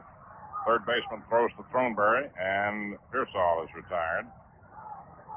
2 down, and Sammy White steps up, line to right and popped to short.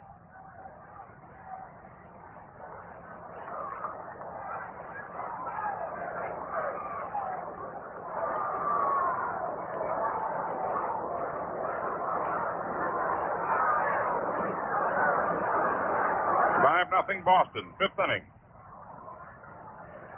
Now the pitch. It's in there, strike one.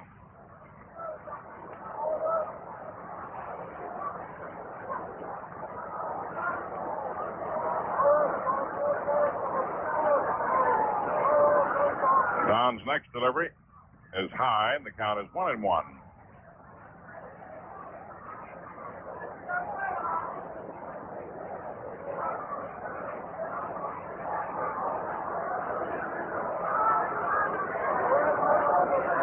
One strike. Next pitch is swung on and popped high in the air.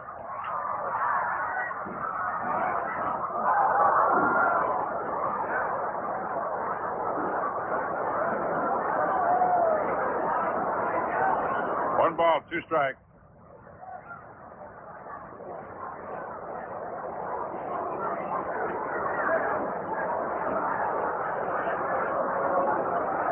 Now the pitch to White, swung on, foul tipped and dropped. Count remains 1-2.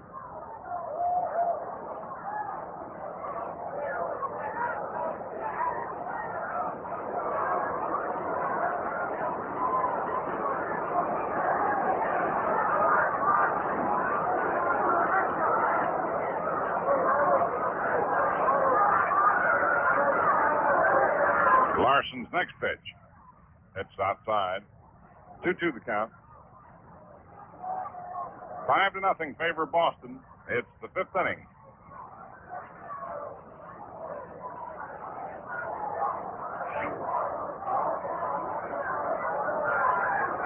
Now the delivery. Swung on, lined over third down the left field line. Siebern chasing into the corner. White rounds first, heading for 2, and has to go back as Siebern makes a fine recovery in the corner. White singles to left for the 8th hit given up by Larsen. And now Tom Brewer coming up.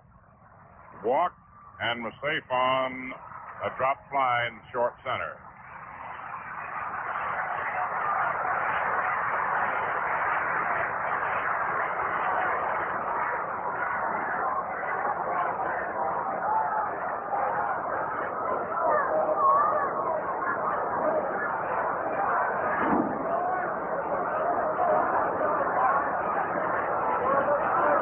Don Larsen all set to work.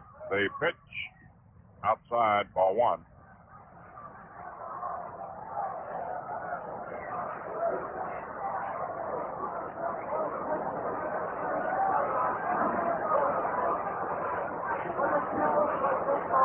Larsen's delivery.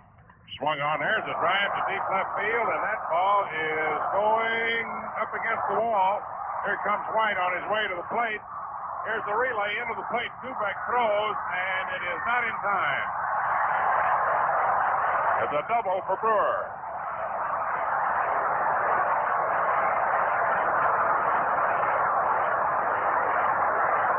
Brewer doubles White home from first base. 3 runs are in, and it is now 6-0 in favor of the Red Sox. Tom Brewer getting his second double of the year, his 12th hit and 3rd run batted in. Hitting a double off the left field fence. And now up comes Don Buddin, who doubled to left, lined to third, and walked. 9 hits for Boston. Larsen's pitch. Foul tip, strike 1. No balls, 1 strike.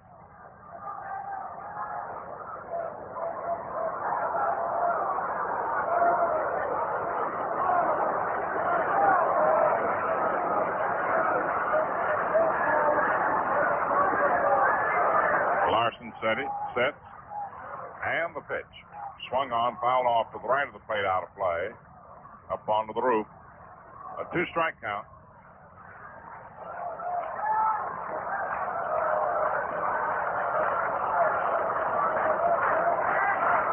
No balls, 2 strikes.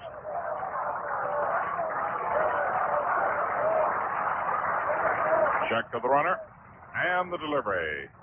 It hits him on the shoulder, just nicks him. And Buddin is hit by a pitched ball. Just nicked him on the uniform front, then hurt him. Brings up Pete Runnels, who grounded to second, walked and singled to right, hitting .329. What a year this boy's having. Couldn't happen to a nicer fella either. Brewer on second and Buddin on first, and now the Yankee bullpen gets busy for the first time today. Zach Monroe. The delivery outside, ball 1. Williams on deck.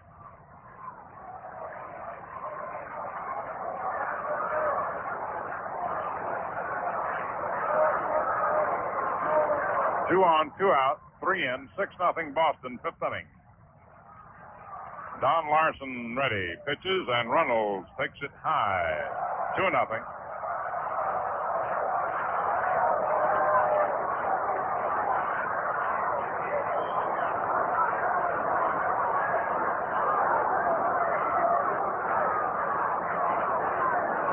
A 2-0 count.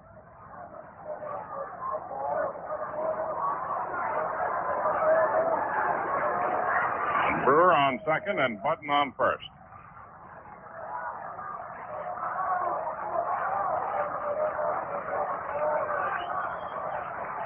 Don Larsen to the stretch. You look around and buffs the runner's back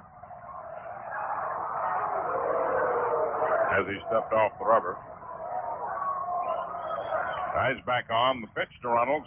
Swung on. It's a high foul coming down in front of us. Strike 1, 2-1.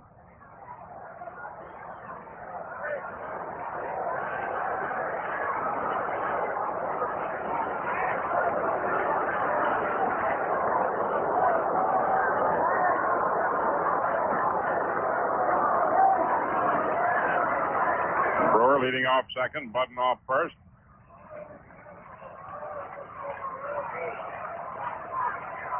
Larsen to the stretch. And the pitch. It's in there for a strike. Got the outside corner with a curveball. 2-2.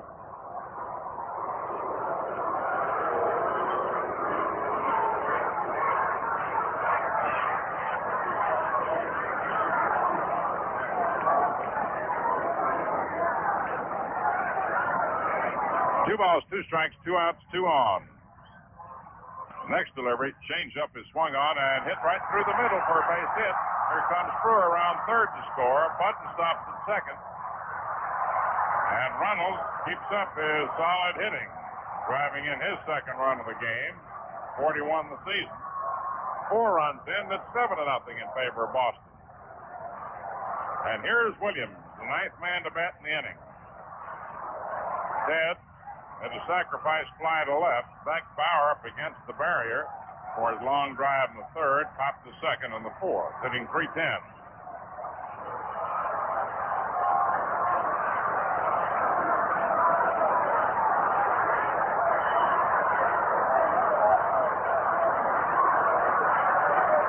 Williams digs in. Buddin on second and Runnels on first. Larsen's pitch is low, ball 1. Frank Malzone on deck. 10 hits for the Red Sox.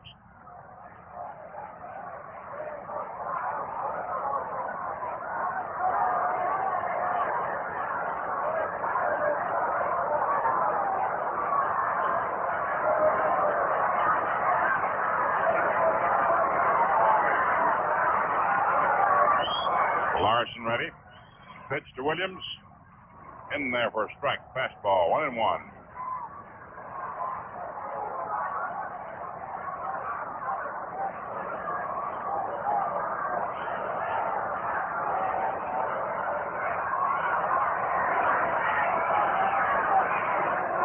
Woods off second. Runnels off first. Larsen pitches, and Williams takes it low and inside. 2-1.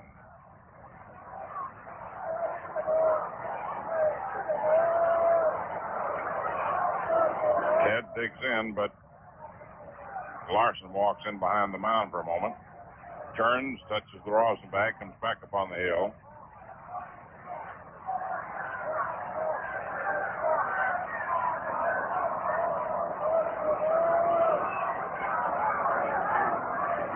Getting Yogi's sign. 2 runners lead away. The stretch by Larsen. Now the pitch. Swung on. It's a high fly ball to left. Siebern's under it. And he makes the catch. Retiring the side. 9 men batted. 4 scored. 5 hits. No Yankee errors. 2 left on. At the end of 5 innings, the Red Sox lead 7-0. 7 runs, 10 hits, 1 error, 8 men left on. New York, no runs, 2 hits, 1 error, and 4 men left on base.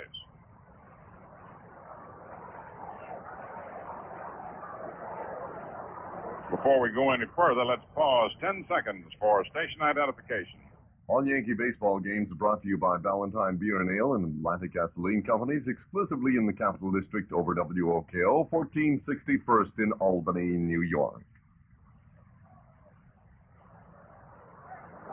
If you want to hear a sports show that's got a lot in it, you just tune in to Campy's Corner.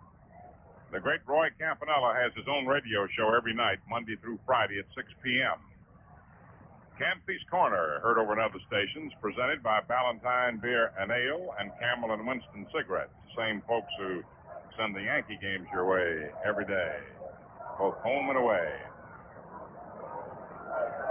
On the scoreboard in the American League, all-night games, Washington, Baltimore, Cleveland, Chicago, Detroit at Kansas City.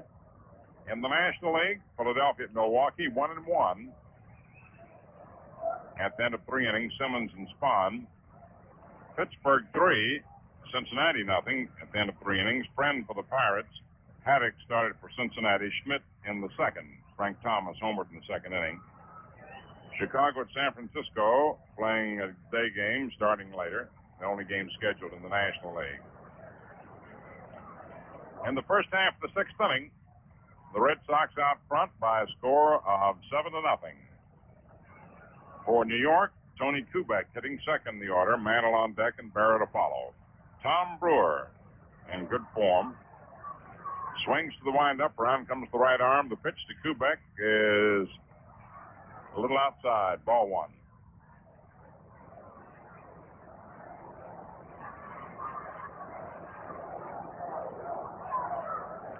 The 1-0 pitch. It's in there, strike 1, 1-1.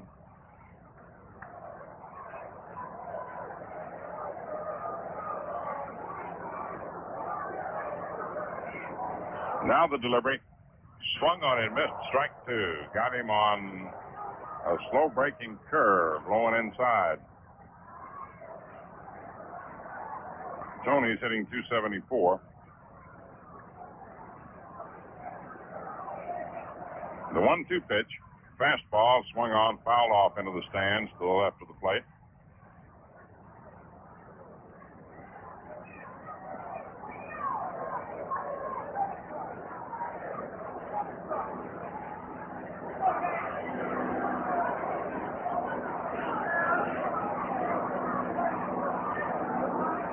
The 1-2 delivery. Look out up high. 2-2. Second story pitch.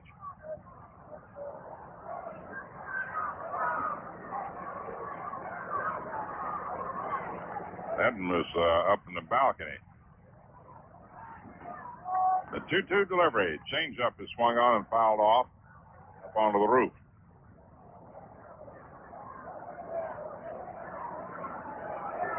Red Sox 7, the Yankees nothing. It is the first half of the 6th inning. Tom Brewer's 2-2 delivery. Kubek takes a low fastball. Ball 3, 3-2. He went down to the basement. Went up in the balcony, up onto the roof. The payoff pitch is outside, ball 4. That was in the mezzanine. Kubek walks. Up comes Mantle. Second walk, Brewers issued both times. Kubek the recipients. Mantle flied to left center and struck out, hitting .304. Yogi Berra to follow.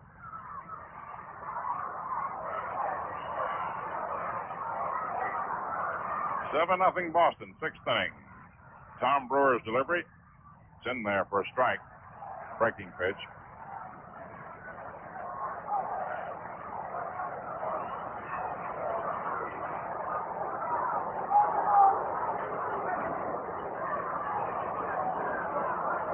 Brewer's next pitch is low inside in the dirt.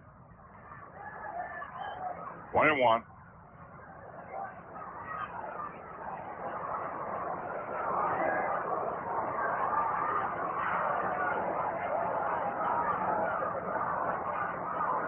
Brewer checks Kubek. Pitch to Mickey. It's over the inside corner. Slider, strike 2. 1-2.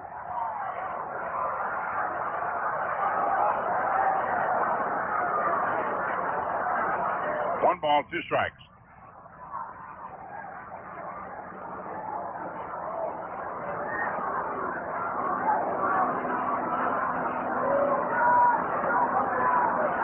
Tom all set. A pitch to Mantle. Inside. Ball 2. 2-2.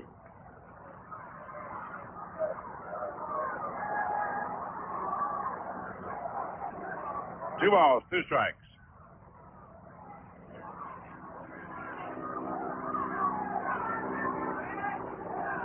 Brewer ready, delivers, and Mantle swings and sends a long drive. Boy, it is going. It is gone into the bleachers in right center field.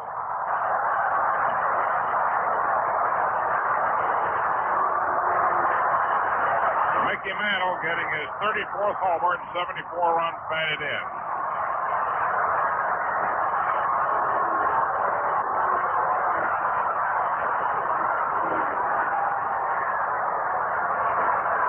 It is now 7-2.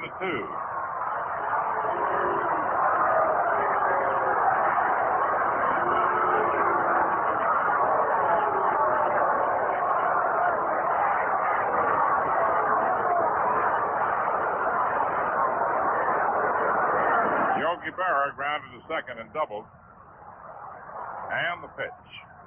In there for a strike. Yogi didn't like the call.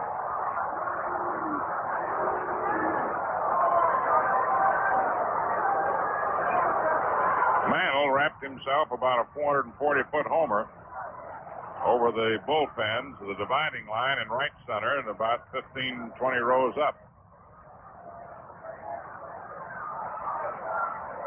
The pitch to Yogi is grounded foul into the Red Sox dugout.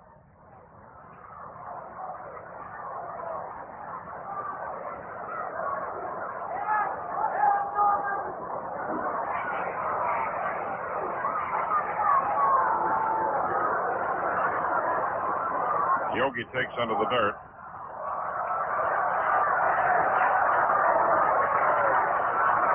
The home run by Mickey gives him the American League lead of 34 to Seaver's 33, Jensen's 32. Ernie Banks leads the majors with 35. Frank Thomas hit his 30th earlier today. Pitch to Yogi, swung on, has a line drive to right, and it's in there for a base hit. Jackie Jensen tosses into Runnels. Yogi, who was hitting .264, gets his second hit, brings up Gil McDougald.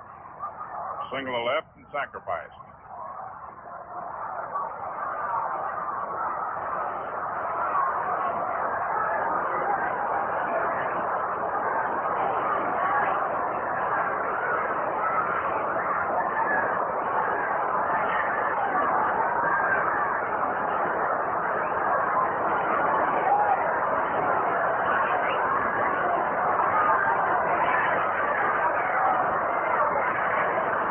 Tom Brewer working on Gil. Now the Red Sox bullpen gets busy. The delivery in there for a strike. Leo Kiley, a left-hander, and Murray Wall, a right-hander.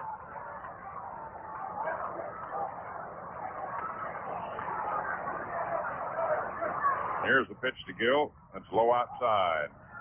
1-1.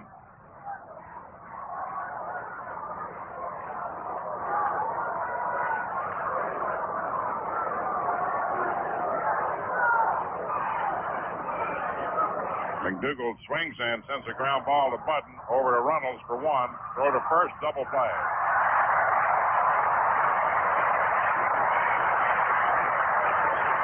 The Red Sox coming up with their 125th double play of the season. 2 down, nobody on, and here's Norm Siebern, who grounded to second and struck out, hitting .304.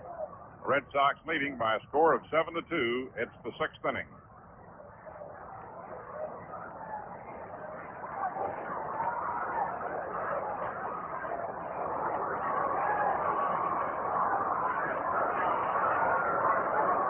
Tom Brewer's pitch to Siebern is in there for a strike.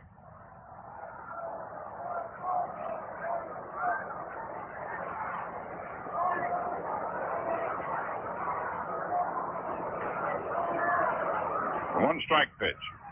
Change up is low and inside. The count is 1-1.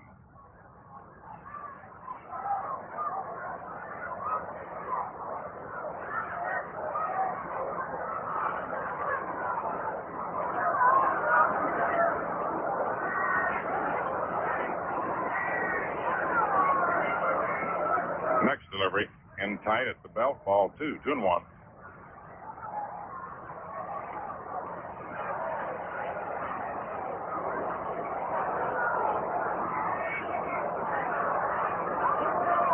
Two-one pitch. That's low, ball 3, 3-1.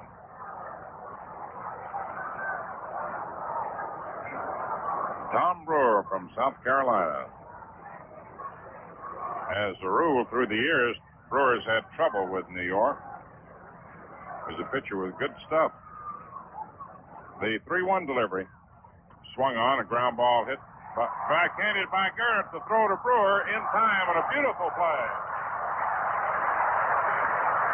And the side's retired. 2 runs on Mickey Mantle's 34th homer with 1 on.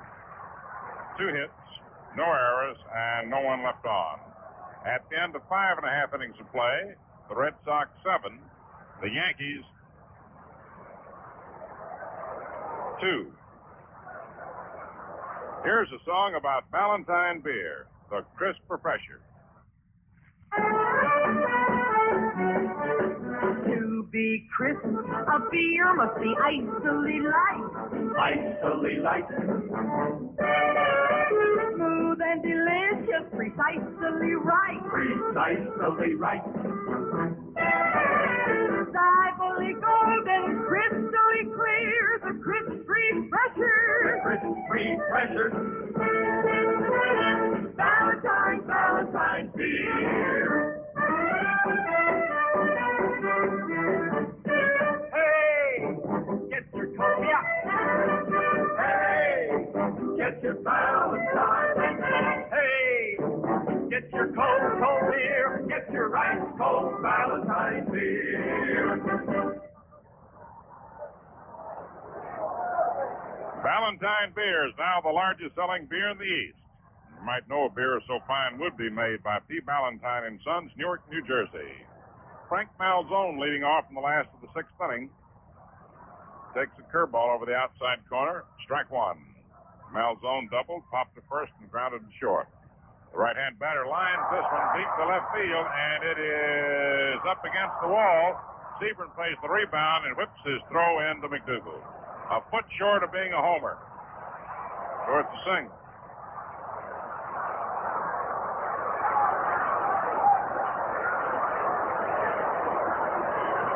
Malzone, who is hitting .302, singles high off the left field wall.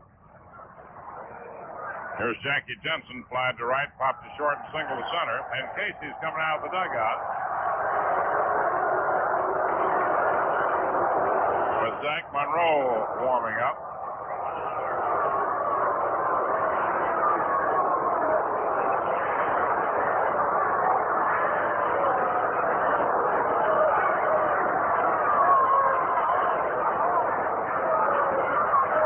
going to be all for Larsen.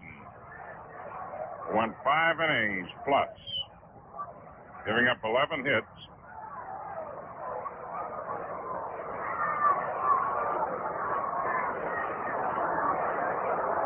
Walked 3 men, hit a batter. No strikeouts. 2 of the runs were unearned, but the other 5 were.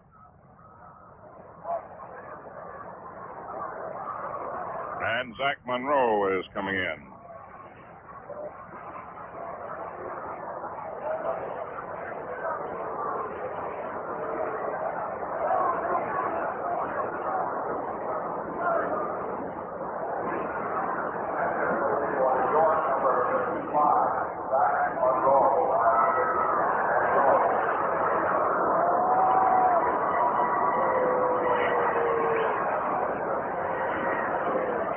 Zach Monroe relieved last night.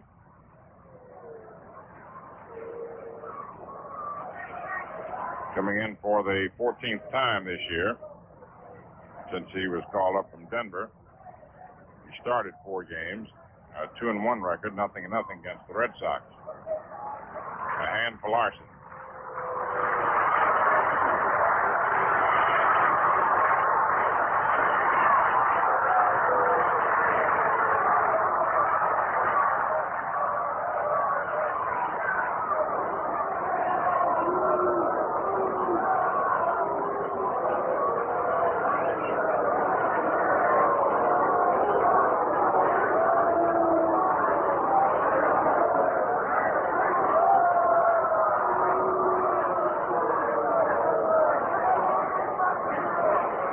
Taking his warm-up pitches in case he returns to the dugout.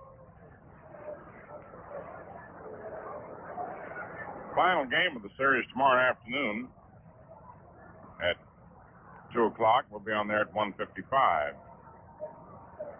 The Yankees will be home Tuesday night with the Cleveland Indians on Wednesday afternoon. And then the surging White Sox, who have won 11 out of their last 14, will be coming in next Thursday night, Friday and Saturday afternoons, a ladies' day a week from today. August 24th, the Detroit Tigers in for a big Sunday doubleheader with Frank Larry and Jim Bunning. Probably the Tiger pitchers. We will wait official notice. By the way, the Yankee Stadium advance sale ticket window will be open tomorrow, Sunday, 9 to 5 for your shopping convenience. Red Sox out in front, 7-2. It's the last of the 6th inning. Malzone on first base, nobody out. Here's Jackie Jensen with Dick Gernert on deck. Piersall to follow. Zach Monroe's delivery in there for a strike.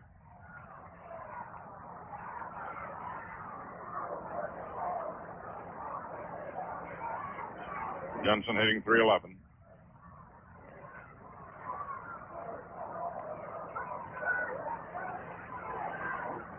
Monroe's next pitch, outside low, ball 1, 1-1.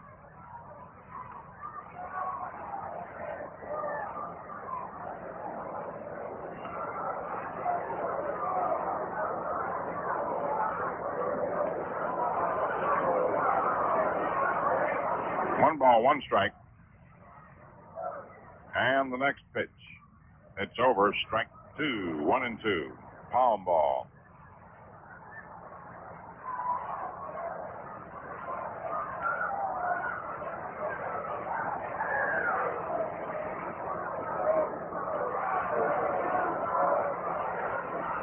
Malzone on first, nobody out.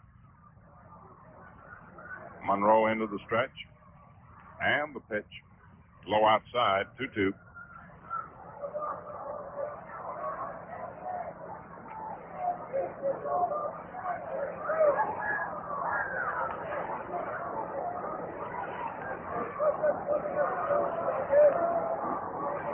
Two balls, 2 strikes.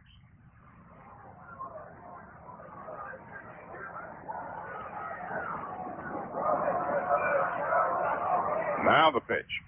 Swung on, hit foul behind the plate. Yogi comes back toward the screen. He's under it and has it. No advance. Throws down to first, but Malzone gets back. Jensen fouls out to Berra. Dick Gernert fouled to Kubek in behind Lumpe. Double to left and hit a homer into the left field screen, batting .236.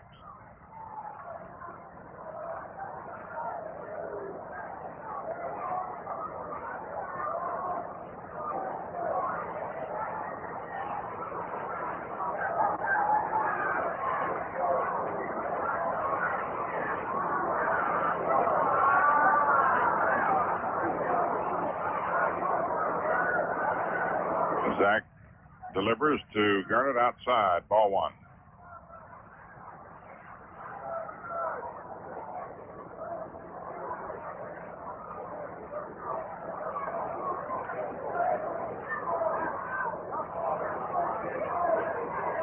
The right-hander ready. Pitches, swung on line to left field for a base hit. Siebern up with the ball. Malzone stops at second. The throw goes toward third, cut off by Kubek. Runners on first and second, one out, and the batter is Jimmy Piersall, who singled to center, thrown out on a bunt, and grounded to third. Hitting .245.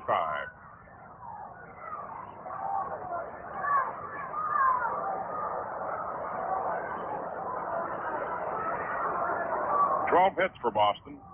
Red Sox leading 7-2, sixth inning. Zach Monroe's pitch to Piersall is over, strike one.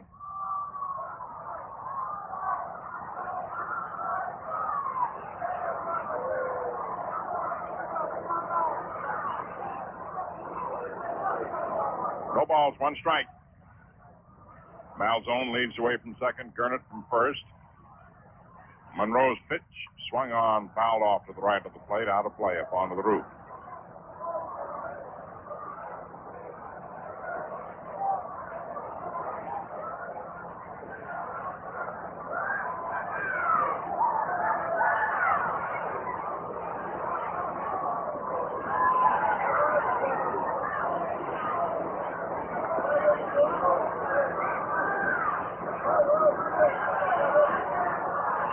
Now the next pitch. Palm ball swung on, grounded to Kubek, to McDougald for one, back on to Throneberry, double play. Sides retired. No runs, 2 hits, no errors, 1 left on. At the end of 6 innings, the Red Sox, 7 runs, 12 hits, 1 error, 9 men left on. The Yankees, 2 runs, 4 hits, 1 error, and 4 left on.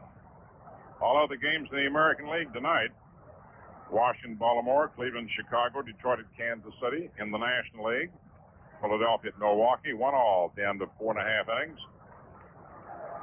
With Simmons and Spahn the pitchers. Chicago at San Francisco, a later start. Pittsburgh 3, Cincinnati 2 at the end of 4 innings. Pren for the Pirates, Haddix for Cincinnati, Schmidt relieved in the second.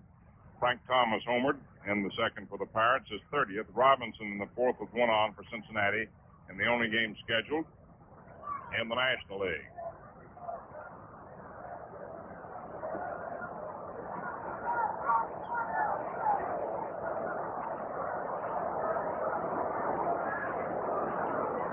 Moving into the first half of the 7th inning, it's the bottom third of the Yankee order. Jerry Lumpe, Marv Throneberry, and Zach Monroe.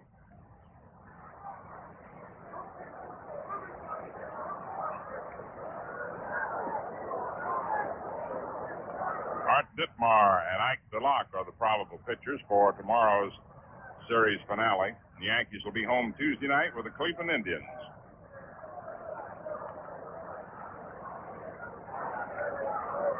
Red Sox 7, the Yankees 2. It's the 7th inning.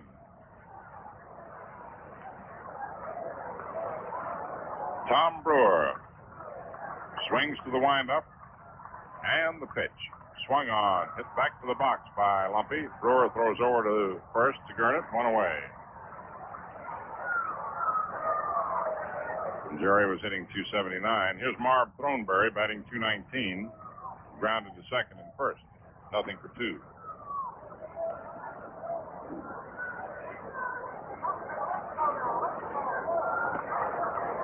Brewer delivers over the inside corner, strike one.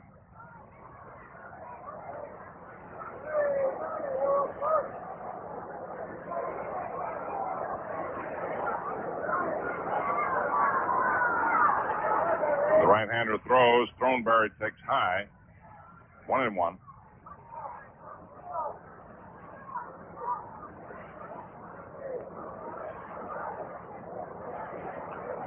The 1-1 pitch. Swung on and missed. Strike two. 1-2. Took a good cut at a low fastball.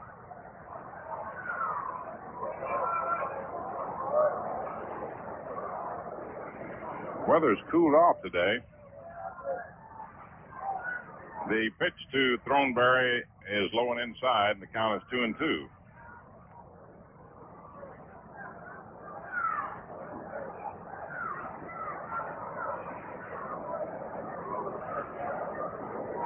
A 2-2 count.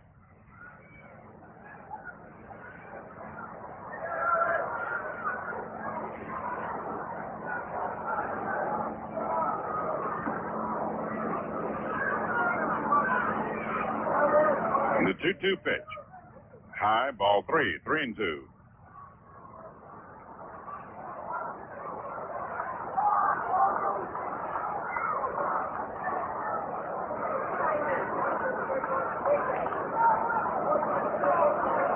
Now the 3-2 pitch.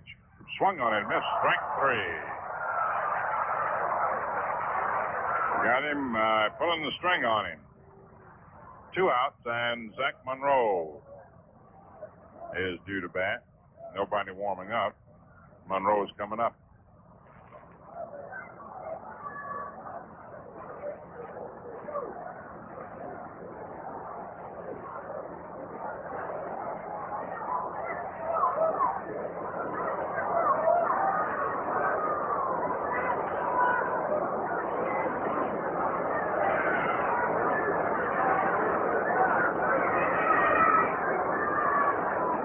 Monroe is 0-for-9. Brewer's pitch in there, strike one. Boston 7, Yankees 2. It's the 7th inning.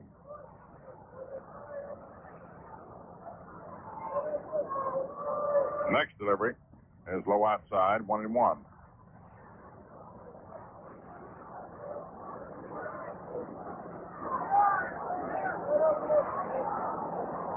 Now the 1-1 pitch. Low and inside, ball 2. A lot of broadcast and telecast of this game today. Our own, that of the Red Sox, Kurt Gowdy and Bob Murphy. The next pitch is swung on and missed, strike 2. NBC with Lindsey Nelson and Leo Durocher are televising it to parts of the nation. Now the pitch is swung on, little roller, hit to Brewer. He grabs it and runs to first. It was between the bag and the mound. Gernert went over, and Brewer running over it, grabbed it, and just kept going. No runs, no hits, no errors, no one left on. And now, at the end of 6.5 innings, the score remains the Red Sox 7 and the Yankees 2. You know, baseball has its fair share of complications, but here's one on the lighter side that beats them all. Down south, a pitcher batting out of turn hit a home run to win his own game. Seems that he came in to relieve another pitcher who, in turn, was moved to left field. And the pair switched positions twice with the original pitcher batting ninth. Next inning, the reliever mistakenly batted ninth and hit a home run to break a 12th inning tie and won his own game. And the mix-up wasn't noticed until the next half inning. Of course, that was too late for the team in the field to appeal for the batting out of turn. I bet if it was a tall, frosty glass with a crisper pressure, they would have noticed it, though. Fact is, they couldn't have helped it because now Ballantine is the largest selling beer in the East. That's because Ballantine has just what you want in beer. The tops and refreshment and the smoothest, most delicious taste ever to leave a bottle or a can or a tap. You'll enjoy Ballantine beer, the crisp professor. Try it, won't you? Thank you. Last half of the seventh inning. Red Sox 7, New York 2. Sammy White, batting eighth in the order, line to right, pop to short, single to left, hitting .252. Zach Monroe in relief to the windup. The pitch to the right-hand hitter, outside, ball one.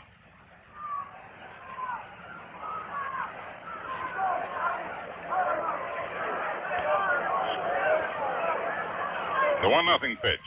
Swung on, lined over McDougald's head to right center for a base hit. Mantle races over, cuts the ball off. White takes a big turn and holds up. Throw is whipped into McDougald. Now Tommy Brewer. Walk, safe on a drop fly and double.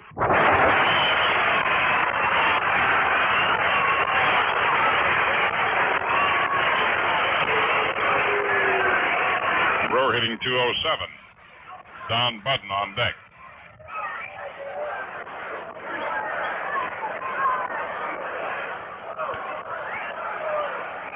One on, nobody out. 13 hits for Boston. Brewer bumps foul right of the plate, strike one.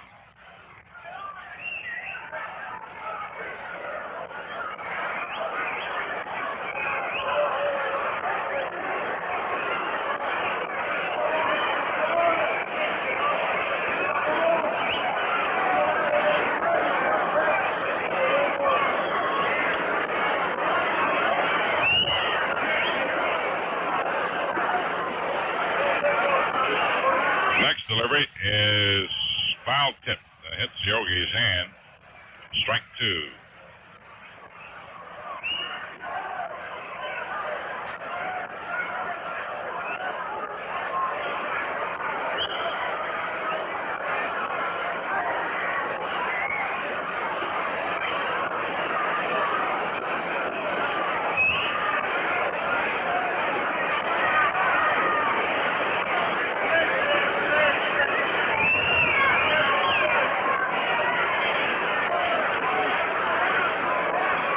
No balls, two strikes.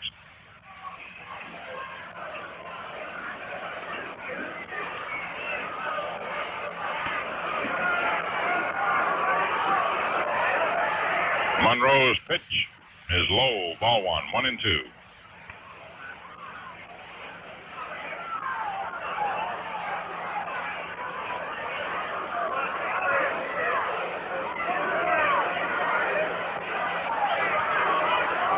Next delivery, foul back. Count remains 1-2.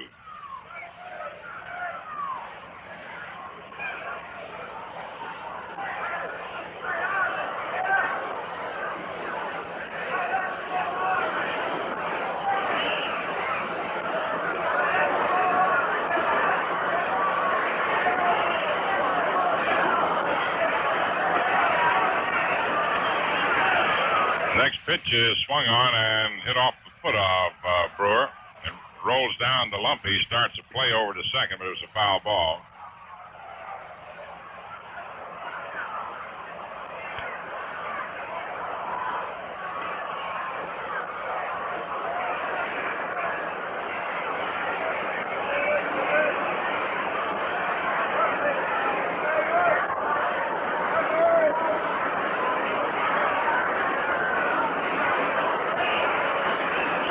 A 1-2 count on Brewer. 7-2 Boston. It's the seventh inning. Pittsburgh, Cincinnati, 3-3 at the end of 5. Philadelphia, Milwaukee, 1-1 at the end of 5. Nobody out in the seventh. Now the pitch. Swung on, and it's hit to the box. Throw to McDougald for one to first. And the ball is dropped by Throneberry. There's just one out, force out at second. Monroe to McDougald.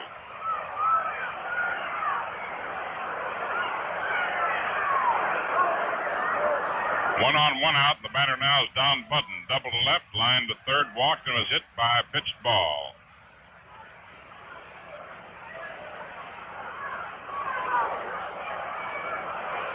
Pete Runnels on deck.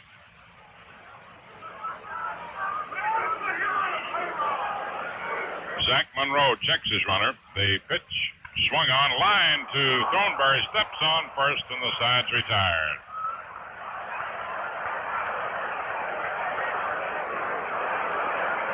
No runs, one hit, no errors, and no one left on. It was a wicked liner. Throneberry just grabbed it as he danced off the bag. The ball was hit between him and the bag, about a foot off the ground.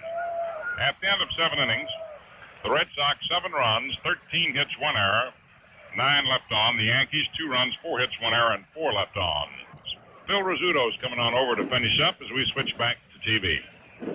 Phil's coming now.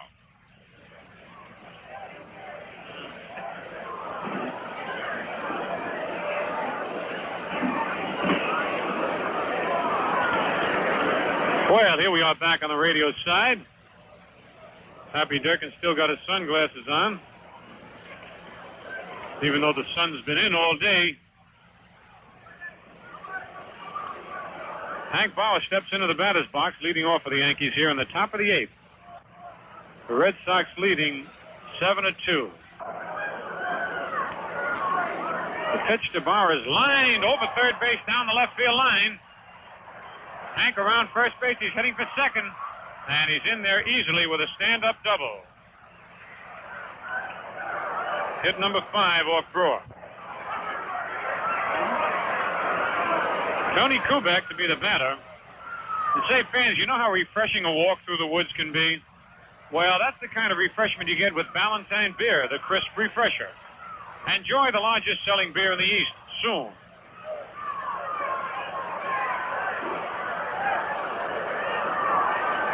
Tony Kubek steps into the batter's box. Kubek bounced out short to first and walked twice. Batting .274. Brewer stretches. The pitch to Kubek is strike 1 called on the outside corner.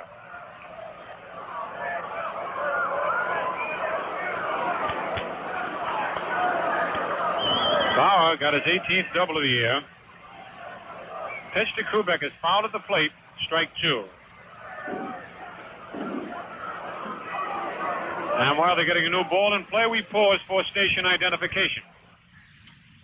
Your dial is set at 1460 WOKO First in Albany, New York. Remember, the Troy Buick Roundup follows the game with Jack McNamee.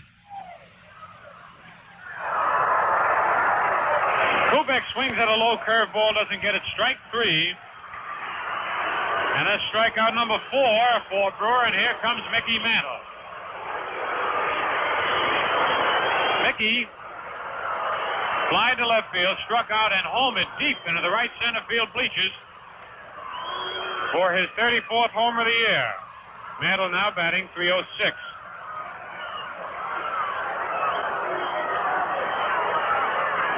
One out here in the top of the 8th. The Red Sox lead 7-2. Bauer down at second base, leading away. Brewer stretches. Pitch to Mickey is fouled out of play down the left field line over the roof. Strike 1.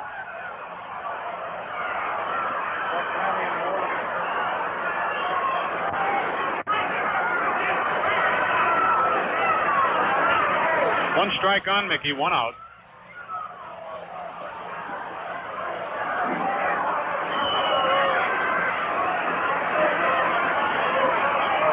Leo Carley and Murray Wall up again in the Red Sox bullpen. And for the Yankees, Tom Sturdivant. The pitch to Mickey. Outside, ball 1-1-1.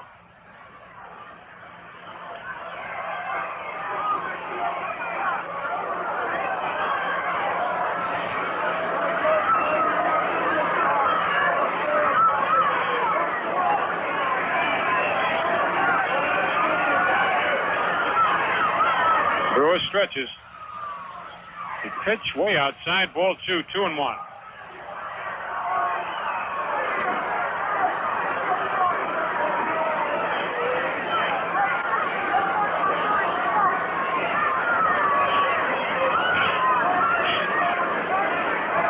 Feels like fall weather has arrived here in the bean town of Boston, Massachusetts. Real brisk wind whipping up.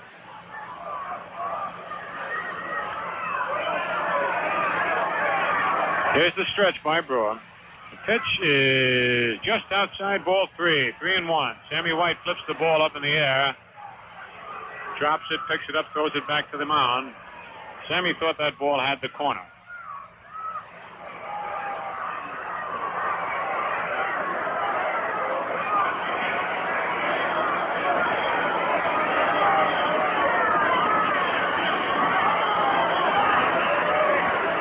Brewer into a stretch position. The 3-1 pitch is hit high in the air to left field. Williams going back, but it's not deep enough. Ted is on the track, comes in a few feet, makes the catch. Bauer holds at second. Over the roof. Strike one.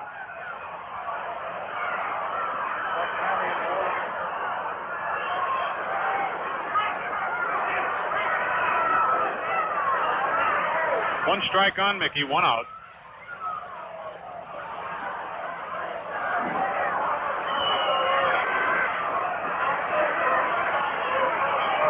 Leo Carley and Murray Wall up again in the Red Sox bullpen. And for the Yankees, Tom Sturtevant. The pitch to Mickey.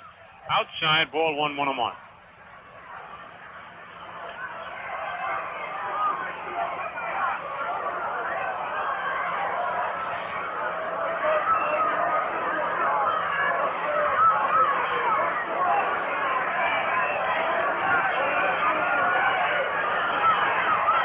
Brewer stretches. The pitch way outside, ball 2, 2-1.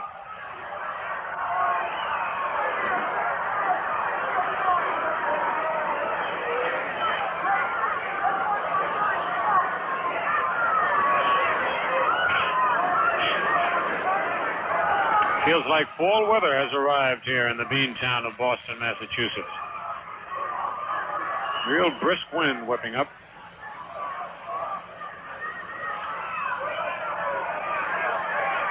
Here's the stretch by Brewer. The pitch is just outside, ball 3, 3-1. Sammy White flips the ball up in the air, drops it, picks it up, throws it back to the mound. Sammy thought that ball had the corner.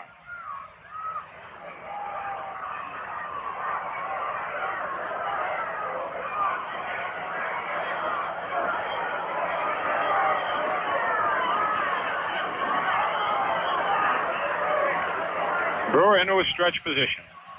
The 3-1 pitch is hit high in the air to left field. Williams going back, but it's not deep enough. Ted is on the track, comes in a few feet, makes the catch. Bauer holds at second, and it's 2 away.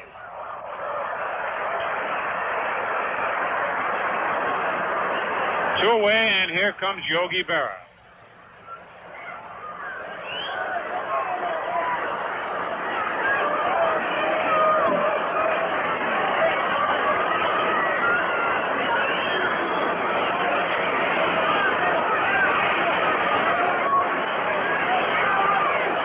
Yogi Berra, who was 2 for 3 today, bounced out second to first, double to left, single to right.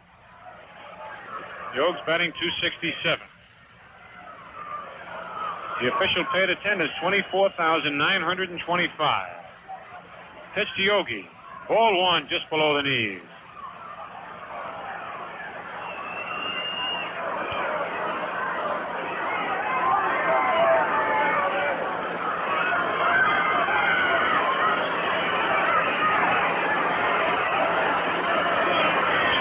Bauer still down at second base.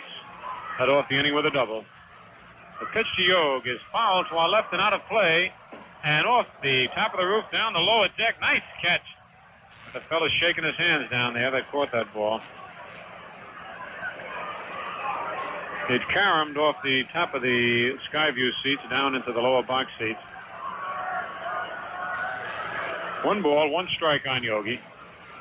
2 out. The Red Sox lead 7-2 here in the top of the 8th.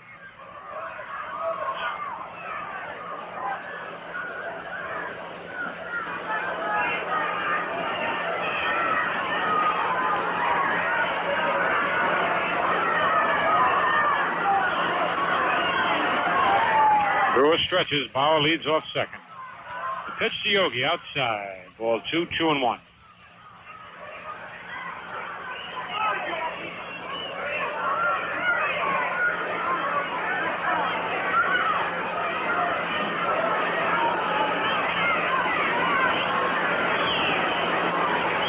2 balls, 1 strike to count on Yogi. Now the sun is shining brightly. The pitch is pop foul out of play.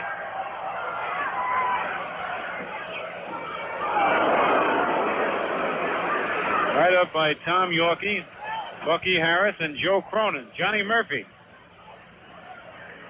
Just waving to Johnny Murphy, who is the head of the farm system for the Boston Red Sox. Old fireman John Murphy sitting up there with some pretty fair managers and ball players. Joe Cronin and Bucky Harris. I played on the same team with Murphy back in 41 and 42 with the Yankees. That was the year Gomez would start and Murphy would finish the game. Here's the stretch. The pitch to Yogi is strike 3, swings and misses, and he was really fooled on that sidearm curveball. Strikeout number 5 for Brewer and for the Yankees in the top of the 8th. No runs, 1 hit. No Red Sox errors, 1 man left. The score at the end of 7.5 innings of play. The Red Sox 7, the Yankees 2.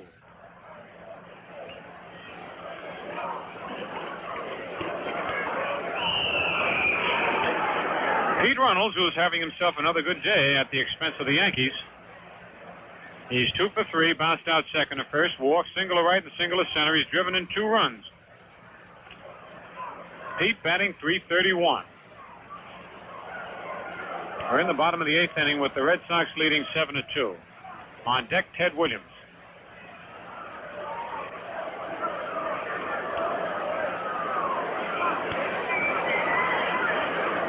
Zach Monroe on the mound for the Yankees. The first pitch to Runnels. Low inside, rolls all the way back to the screen. Ball 1.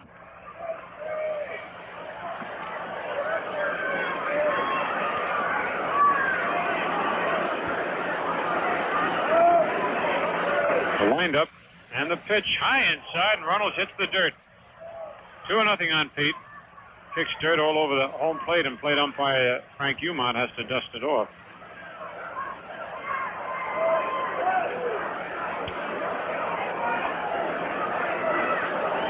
Around home plate, they have sort of a reddish kind of clay, different from the baselines and the infield, which is a dark brown dirt. Pitch is outside, ball 3, 3-0. They have the same kind of clay on the cinder path that goes around the field. A 3-0 pitch outside, ball 4. Runnels walks, and here comes Ted Williams. Williams is 0 for 3, hit a sacrifice fly to drive in a run in the first inning. Fly deep to right, popped to second, fly to left. Batting .309. Runnels at first with nobody out here in the bottom of the 8th. Throneberry holding the base against him. Right now the sun's shining brightly. It's rough on the second baseman and right fielder. First pitch is outside, ball 1.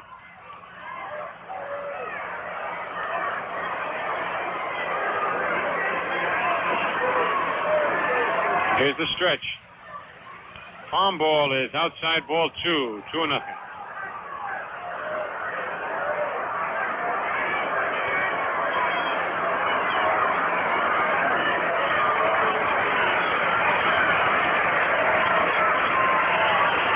Here's a stretch. Pitch is foul off Williams' foot that time. Man, we've had a lot of that in this series. He really had a cut at that one, but just swung over the ball. Fouled it down into the dirt.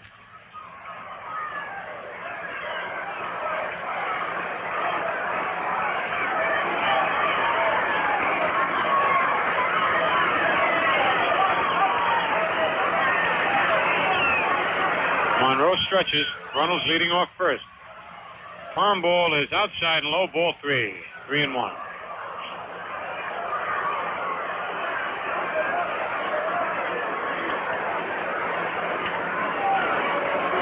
See if Runnels will be going with the pitch. 3-1, nobody out. Pete leads off first base. Here's the stretch. He doesn't go. The ball is hit. Back to the box. To Kubek for 1. Back to first, double play. A nice play by Zach Monroe to take a base hit away from Ted Williams. That's 2 nice stops that Monroe has made on hard hit balls back through the middle. Play goes from the pitcher to the shortstop to the first baseman, and it's 2 away. 2 out. Here's Frank Malzone. Malzone is double to left, popped to first, bounced out short to first, and single to left.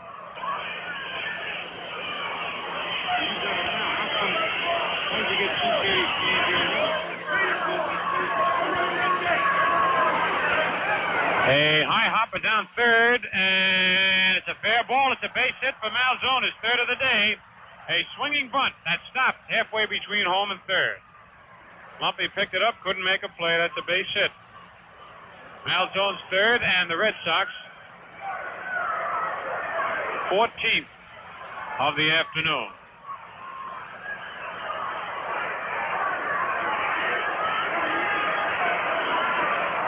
Here's Jackie Jensen. Jackie fly to right, popped to short, single to center, and popped to the catcher. He's 1 for 4, scored a run, and he's batting .310.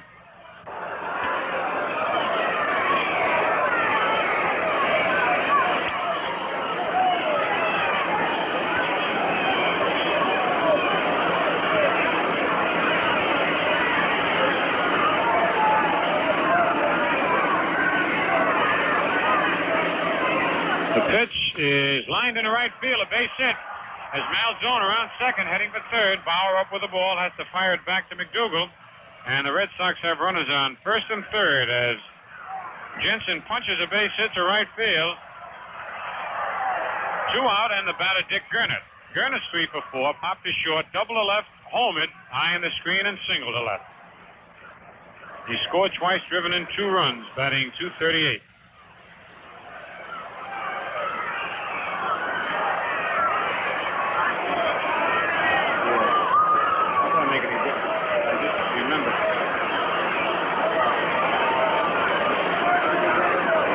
Away here in the bottom of the 8th. Double play got Monroe out of trouble for a while, but he's back in it again now. Runners at first and third with 2 out. Pitch to Gernert is fouled over by the Yankee dugout, rolling into the dugout. Strike 1.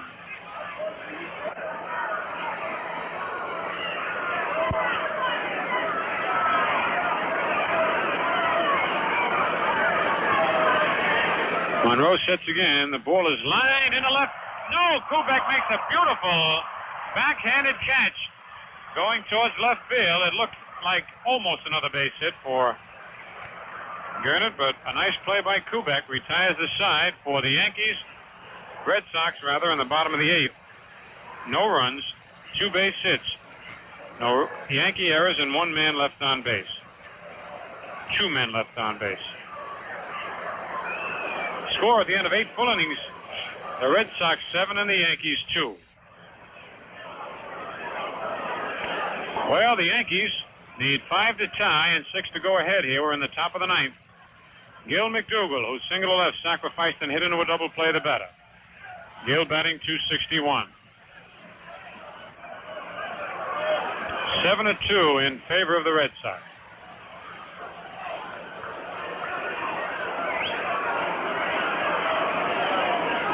Next pitch is down the middle, strike 1, 1-1.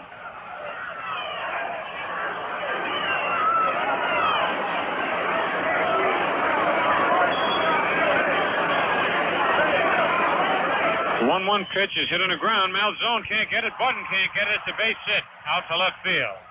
They both had a shot for it, but it just missed their gloves. Another base hit for Gil, his second of the day. Hit number 6 off Brewer.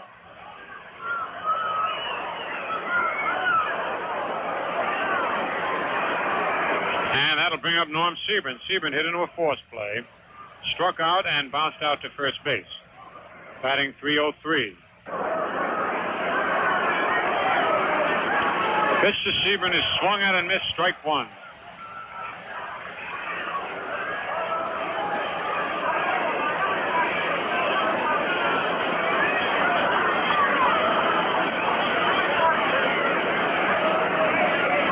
Next pitch is a curve hit deep to left center field and off the wall.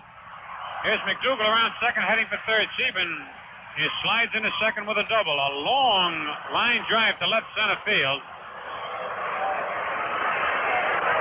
Hit number 7 off Brewer, Siebern's first hit of the day. McDougald's at third. Siebern's at second. Gene Stevens is in left field in place of Ted Williams.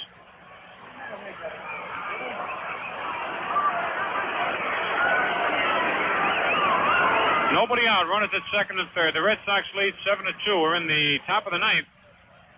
Jerry Lumpe, who bounced out to first base, second to first, and back to the box as the batter. Marv Throneberry is on deck. Pitch to Lumpe is lined in the left center field. Stevens over Piersall, and Piersall makes the catch. McDougald tags up and scores easily after the play. Siebern holds at second. A nice play by Jimmy Piersall. That's a sacrifice fly and an RBI for Jerry Lumpe, scoring McDougald. And it's now a 7-3 ball game. One away. Here's Marv Throneberry. Throneberry is 0 for 3. Bounced out second to first. Bounced out to first base and struck out.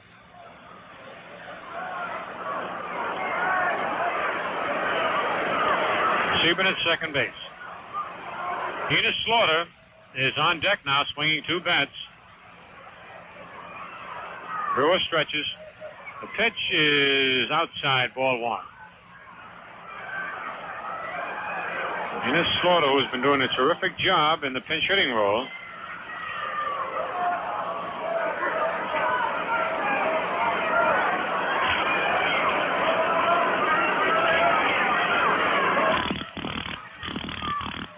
There's a curveball outside and low. Ball 2, 2-0.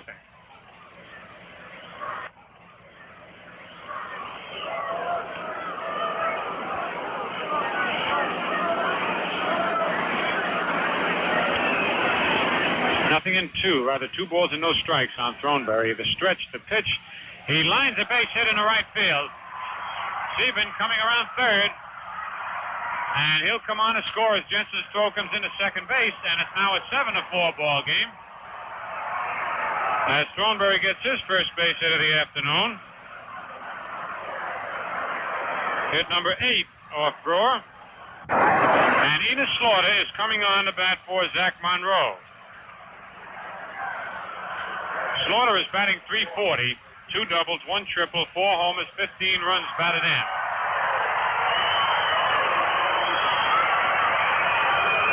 Dave Ferris and Mike Pinky Higgins are in a huddle on the Red Sox bench. Throneberry's at first with 1 away. 2 runs in here in the top of the ninth. It's a 7-4 ball game. Gernert not holding Throneberry on. Here's the stretch. Pitch to Slaughter. Strike 1 call. A fastball down the middle. On deck, Hank Bauer.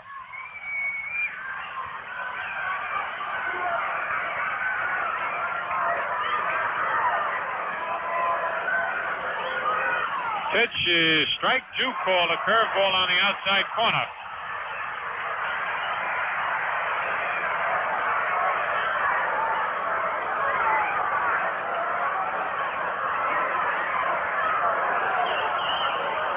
Brewer stretches.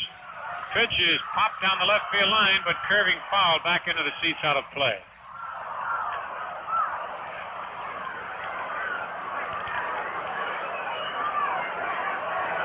Nothing in 2 on Enos Slaughter.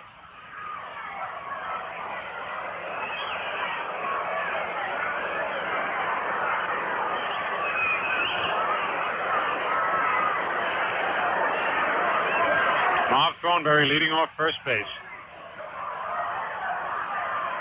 Here's the stretch. Pitch is strike 3 call on the outside corner. 6 strikeout for Tom Brewer.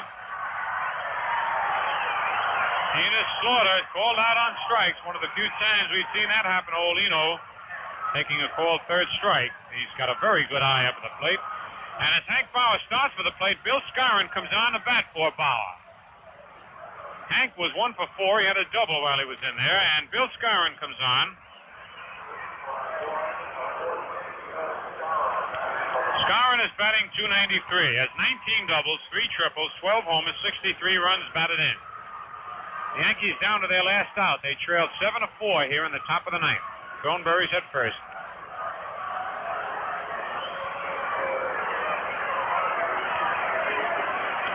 Here's the stretch. Pitch to Scarron is strike one called. Sidearm fastball.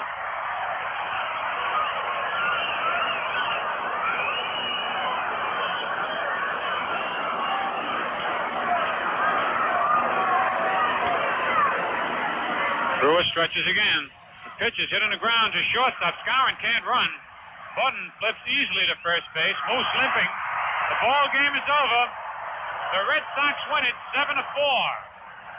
Brewer being congratulated as he walks into the dugout. The Red Sox take their second in a row over the Yankees. And for the Yankees in the top of the ninth, 2 runs on 3 base hits. No Red Sox errors and 1 man left on base. And so Tom Brewer picks up his 3rd lifetime win against the Yankees. He's lost to them 11 times. Now, while Joe Ripley gets the totals ready, I'm going to help myself to something I know you'll enjoy.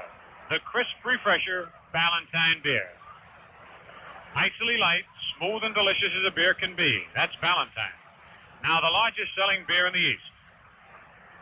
You know, we'll have another game in the 12th straight year of baseball in Ballantine when the Yankees meet the Boston Red Sox tomorrow afternoon here at Fenway Park. And once again, Mel Allen and I will be on hand. Same station, of course, at 1:55 p.m. to bring you the play-by-play.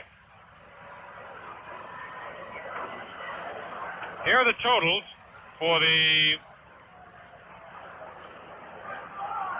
Boston Red Sox. 7 runs, 15 hits, 1 error, 11 men left on base. For the Yankees, 4 runs, 8 hits, 1 error, and 6 men left on base. The winning pitcher, Tom Brewer, whose record is 7 wins and 10 defeats. Against the Yankees this year, he's won 1 and lost 1. As we told you, his lifetime record against the Yankees, he's won 3 and lost 11. The loser is Don Larsen, whose record is now 8 wins and 6 defeats. Against the Red Sox, he's won 2 and lost 2. Brewer went all the way. The Yankees scored 2 runs in the 6th inning when Kubek walked and Mantle hit his 34th homer of the year deep into the right center field bleachers. They scored 2 more in the 9th. When McDougald singled, Siebern doubled, and Lumpe hit a sacrifice fly to center. Throneberry then followed with a single, scoring Siebern. That was all the scoring for the Yankees. For the Red Sox, Larsen started, went 5 innings, giving up 11 hits and allowing 7 runs. Zach Monroe finished up. For the Red Sox, they scored 1 in the 1st inning. They scored 2 in the 4th. They scored 4 in the 5th, featured by a 2-run homer by Dick Gernert. Gernert, by the way, had 3 base hits, a single, a double, and a home run. And that was all the scoring for the ball game. Malzone had 3 base hits. Jackie Jensen had 2.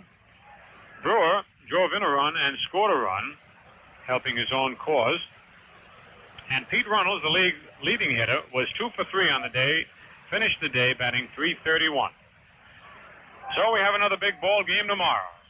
This broadcast was brought to you by courtesy of P. Ballantine and Sons, Newark, New Jersey, and R.J. Reynolds Tobacco Company in cooperation with Sports Network and by authority of the Yankees. It was intended solely for the private enjoyment of you, our listening audience. Any rebroadcast or other use of this play-by-play description without the express consent of the Yankees is prohibited. And don't forget to stay tuned for Sports Extra following our broadcast with Gussie Moran, Marty Glickman, and today's special guest, Tom Meany. And now this is Phil Rizzuto saying so long for Mel Allen, Joe Ripley, Pappy Durkin, and for Ballantine Beer, the crisp refresher. And, of course, for Winston, America's best-selling, best-tasting filter cigarette. Tune in our next game tomorrow afternoon. And in the meantime, be sure to look for the famous 3-ring sign and ask the man for Ballantine. Ballantine Beer. Once again, the final score, the Red Sox 7 and the Yankees 4. So long, everybody.